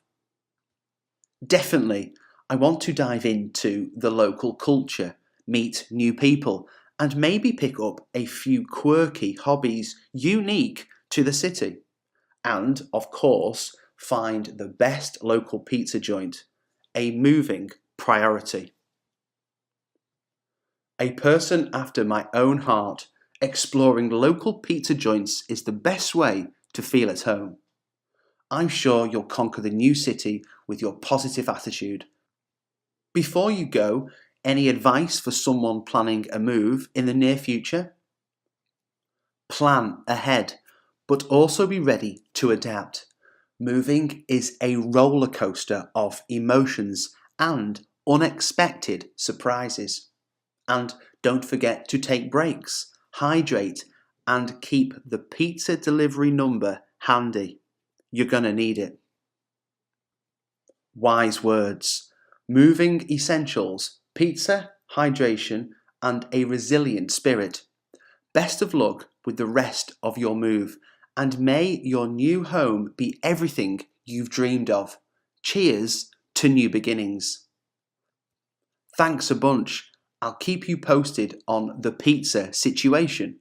Until then, here's to fresh starts and exciting adventures. Hey, I've been thinking about the great outdoors lately. What do you say we plan a camping trip? Hey, that sounds like an adventure waiting to happen. I'm in. Where are we thinking of pitching our tents? How about that national park we've been talking about forever? It's got everything: picturesque trails, a stunning lake, and the promise of some epic stargazing. Oh, I'm sold. The idea of waking up to the sounds of nature and a cup of coffee by the campfire has my name written all over it. When are we thinking of embarking on this wilderness expedition? I was thinking next weekend. It gives us enough time to gather our gear and mentally prepare for a tech-free zone. What do you say? Next weekend it is. Tech-free sounds like both a challenge and a relief. I might have to dust off my map reading skills, though. Map reading skills are a must. Nothing like navigating with a good old map and compass. Plus, it adds to the whole lost in the wilderness vibe, right? Lost in the wilderness, my favourite kind of lost. I'm all in for the map and compass challenge. Any specific trails or spots in the park you have in mind? I was eyeing the trail that leads to the lake. It's a bit of a hike, but the view is supposedly breathtaking. And rumour has it there's a perfect spot for setting up camp right by the water. A lakeside campsite sounds dreamy. Count me in for the hike and the view. What's our menu looking like? Are we going full on survival mode or gourmet camping cuisine? Let's strike a balance, a bit of both. We'll have the classic marshmallow roasting, but I'm also planning to surprise you with a camping friendly pasta dish. Nothing says roughing it like pasta under the stars, right? Pasta under the stars. I love the sound of that. You're officially in charge of campfire cuisine. And speaking of surprises, any secret talents you're planning to unleash during this trip? Well, I did pick up a few campfire guitar chords. I can't promise a concert, but I might strum a tune or two. And if we're lucky, we might even catch a chorus of crickets joining in. Campfire serenade and crickets in harmony sounds like a magical night in the making. I'll be the enthusiastic audience. Do we need to brush up on any survival skills, or are we relying on our wits and a well-packed cooler? Well, our wits are crucial, but I've been reading up on some basic survival skills, starting a fire without matches, identifying edible plants, the essentials, just in case we decide to go full Bear Grylls. Bear Grylls mode activated. I love the enthusiasm. Hopefully, it doesn't come to that, but it's good to know we have a survival expert in our midst. Any specific gear we should make sure to pack? Aside from the obvious, tents, sleeping bags, and the map and compass, I'd say a good portable stove, insect repellent, and a star map for some quality stargazing. Oh, and don't forget a good pair of binoculars. Got it. Survival gear, stargazing equipment, and bug protection. I'm making a mental checklist as we speak. Are we planning on any side adventures like fishing or maybe a nature walk? Absolutely. I was thinking of bringing a fishing rod.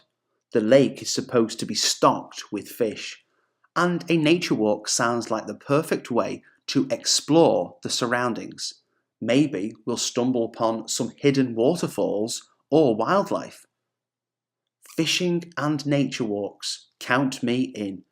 Maybe we'll catch dinner straight from the lake. Anything else on the agenda, or are we playing it by ear? Playing it by ear is the way to go. I want this trip to be a mix of planned adventures and spontaneous discoveries. Who knows what hidden gems we might find along the way? Spontaneity is the spice of camping life.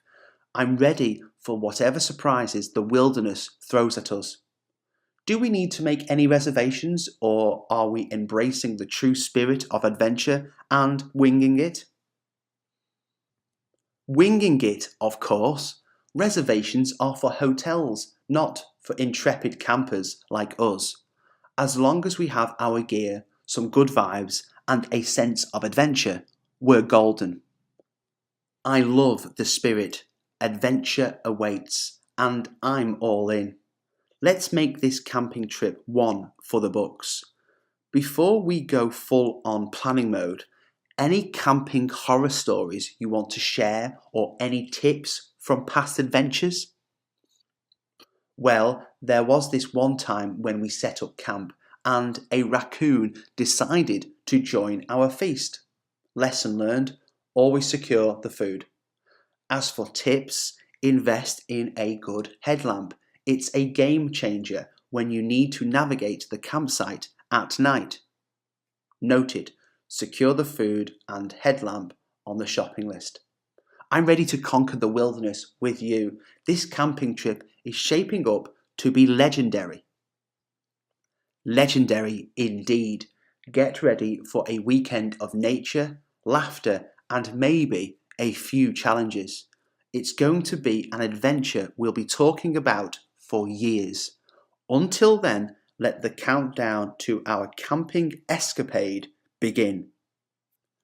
Cheers to that. The countdown is on and I can't wait.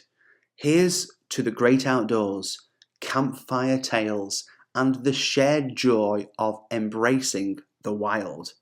Until our camping extravaganza, my friend. Hey, I heard you played in a tennis tournament over the weekend. How did it go? Hey, it was quite the roller coaster, let me tell you. I went from feeling like Federer on one point to, well, maybe more like a beginner on the next. The classic tennis roller coaster, I know it well. So, spill the details. Did you have any epic rallies or nail-biting tiebreakers? Oh, you bet. There was this one rally that felt like it went on forever. We were both at the net, trading shots like it was a championship point. It was intense. I think I aged a year in that one rally alone. Those epic rallies are what tennis dreams are made of. Did you manage to pull off any spectacular shots, or maybe an ace or two? Well, there was this one serve that felt like it had wings, straight down the line, untouched. I even surprised myself. The opponent just watched it go by like, did that really just happen? The unstoppable serve, a thing of beauty. I bet your opponent was left questioning their life choices. Any memorable moments with the crowd? Tennis crowds can be quite vocal. Oh, you have no idea. There was this group of kids cheering for every point, regardless of who won. Their energy was infectious. I couldn't help but smile, even when I made mistakes. Kids cheering, the best kind of cheerleaders. It must have added an extra layer of fun to the match. Now, let's talk strategy. Did you have a game plan going in, or did you rely on your instincts? I had a game plan, but you know how it goes. Sometimes the game has other ideas.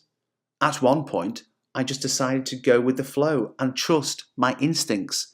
It paid off more than I expected. Trusting the instincts, a bold move, but it sounds like it worked wonders for you. Did you face any tricky opponents with unconventional playing styles? Oh, for sure. There was this one opponent who had the most unpredictable slices. It was like playing against a human version of a curveball. I had to adjust on the fly, and let me tell you, it's not easy. Unpredictable slices, the tennis version of a curveball, indeed. Adjusting on the fly shows real skill.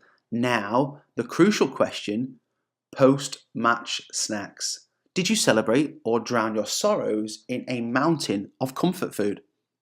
A bit of both, actually.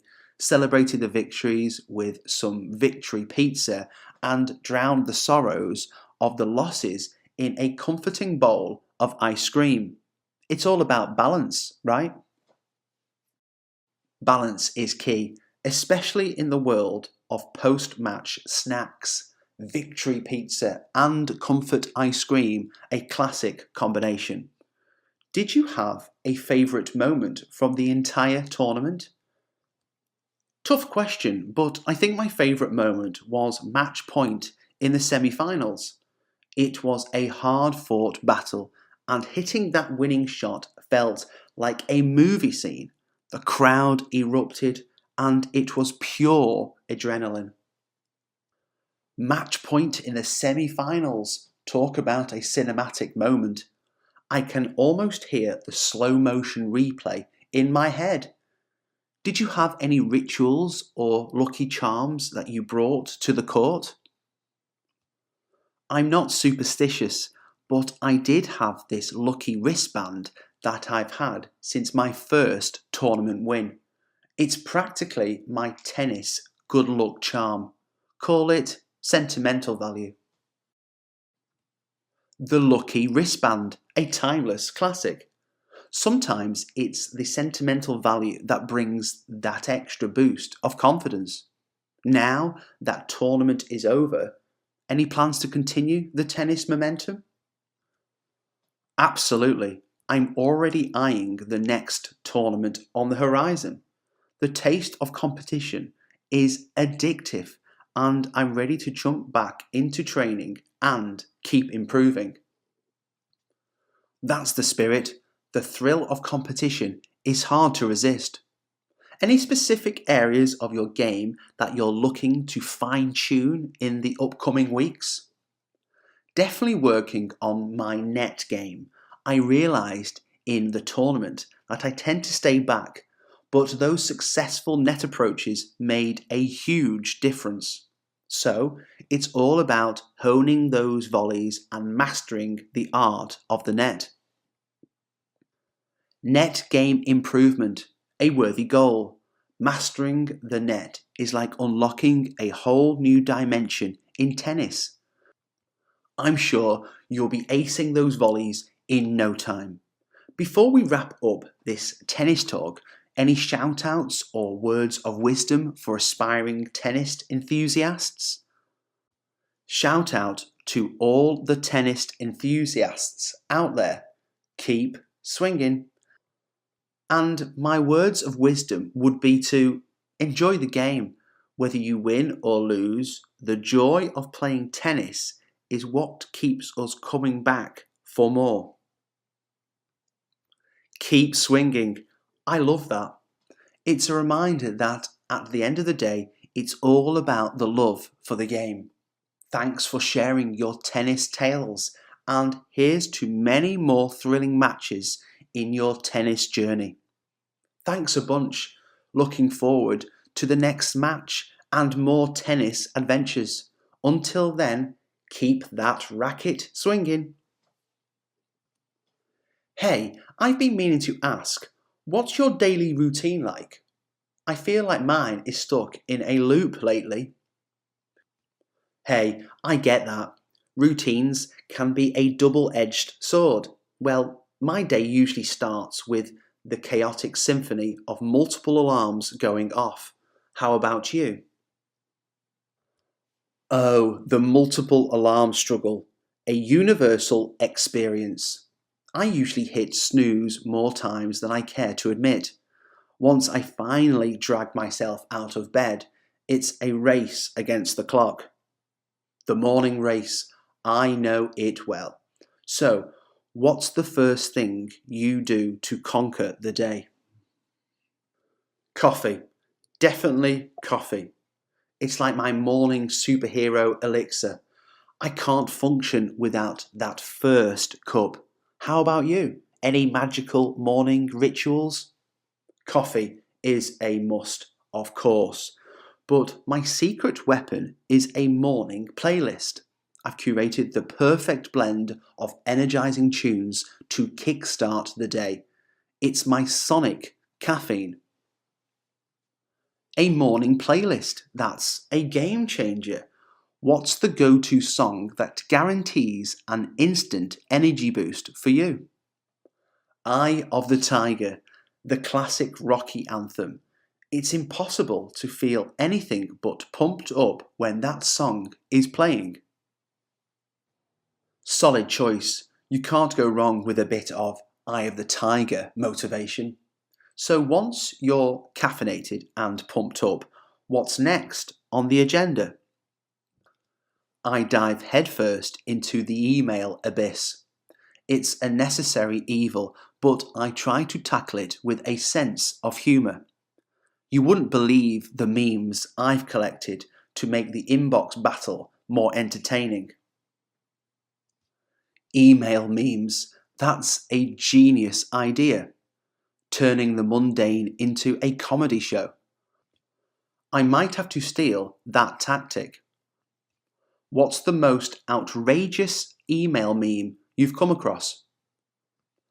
There's one with a cat wearing a business suit, sitting at a tiny desk, looking absolutely exasperated. The caption reads, "Me dealing with emails." It's surprisingly accurate. A cat in a business suit, the epitome of email-induced frustration. I love it. So, once you've conquered the email mountain, what's the next phase of your day? Work mode kicks in. Meetings, deadlines, the whole shebang. It's a mix of focused productivity and occasional daydreaming about escaping to a tropical island. Ah, the tropical island daydream. A classic mental getaway during work hours. I'm guilty of that too. What's your dream tropical destination? Bora Bora, without a doubt. Crystal clear waters, overwater bungalows. It's the ultimate paradise. Now, tell me, what's your go to daydream escape? Santorini, those whitewashed buildings against the deep blue sea. It's like stepping into a postcard. I've got an entire mental itinerary planned for my imaginary trip. Santorini is magical. Your mental itinerary sounds like a dream. We should start a travel daydream club or something. Okay, back to reality. Lunchtime. What's on the menu for your midday fuel? I try to mix it up, but lately it's been a rotation of salads and wraps. Healthy-ish, you know? How about you? Are you a bring lunch from home kind of person, or do you venture into the wilds of the office cafeteria? I'm somewhere in between. I bring lunch when I'm feeling ambitious, but I'm not immune to the siren call of the office cafeteria, especially when they have those irresistible daily specials. Ah, the office cafeteria specials. Sometimes resistance is futile. So, post lunch, any afternoon rituals to combat the midday slump? I try to squeeze in a short walk or stretch session. It's like hitting the reset button. And if I'm feeling particularly sluggish, I might indulge in a sneaky piece of chocolate for that extra boost. A midday reset walk and a chocolate pick-me-up sounds like the perfect antidote to the afternoon slump. Now, let's fast forward to the end of the workday. How do you unwind? I'm a firm believer in the power of a good book. Reading is my escape, whether it's fiction, non-fiction, or a guilty pleasure novel. It's my ticket to another world. A fellow bookworm, love it. Any recent favourites or a book that left a lasting impression on you? I recently read The Night Circus, a magical, enchanting masterpiece. It's the kind of book that stays with you long after you've turned the last page.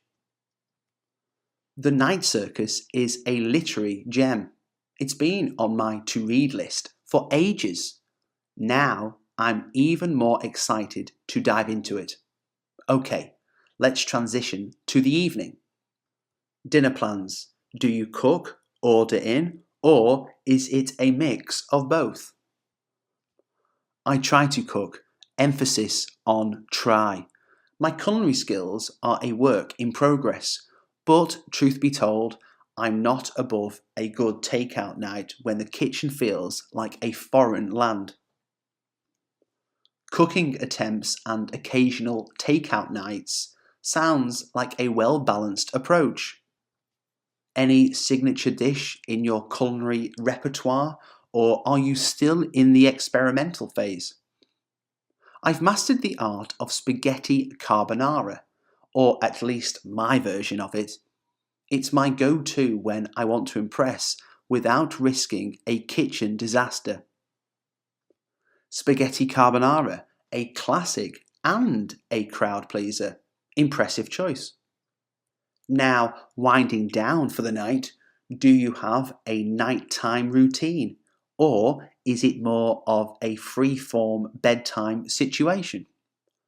I try to have a routine, but some nights it's more free-form, depending on the level of exhaustion. A bit of reading, some skincare, and a podcast episode to lull me into slumber. A bedtime podcast, that's a soothing way to end the day. Any particular genre or theme you gravitate towards for a bedtime listen? I'm a fan of true crime podcasts. It might sound counterintuitive for bedtime, but there's something oddly calming about the narration. It's like a bedtime story for grown-ups with a twist. True crime as a bedtime story, that's a unique choice, but I get the appeal.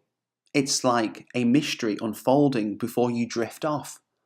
Before we wrap up our day in the life exploration, any final thoughts on the importance of routines or freedom of spontaneity? Routines provide stability, but spontaneity adds the spice. It's finding that delicate balance that keeps life interesting, whether it's a well-orchestrated routine or a spontaneous adventure. Both have their place in the symphony of life. Well said, the symphony of life, a beautiful metaphor. Thanks for sharing the intricacies of your daily routine. It's been a fascinating journey through your day. Thanks for joining the ride. Until our next exploration of routines and randomness, have a good night.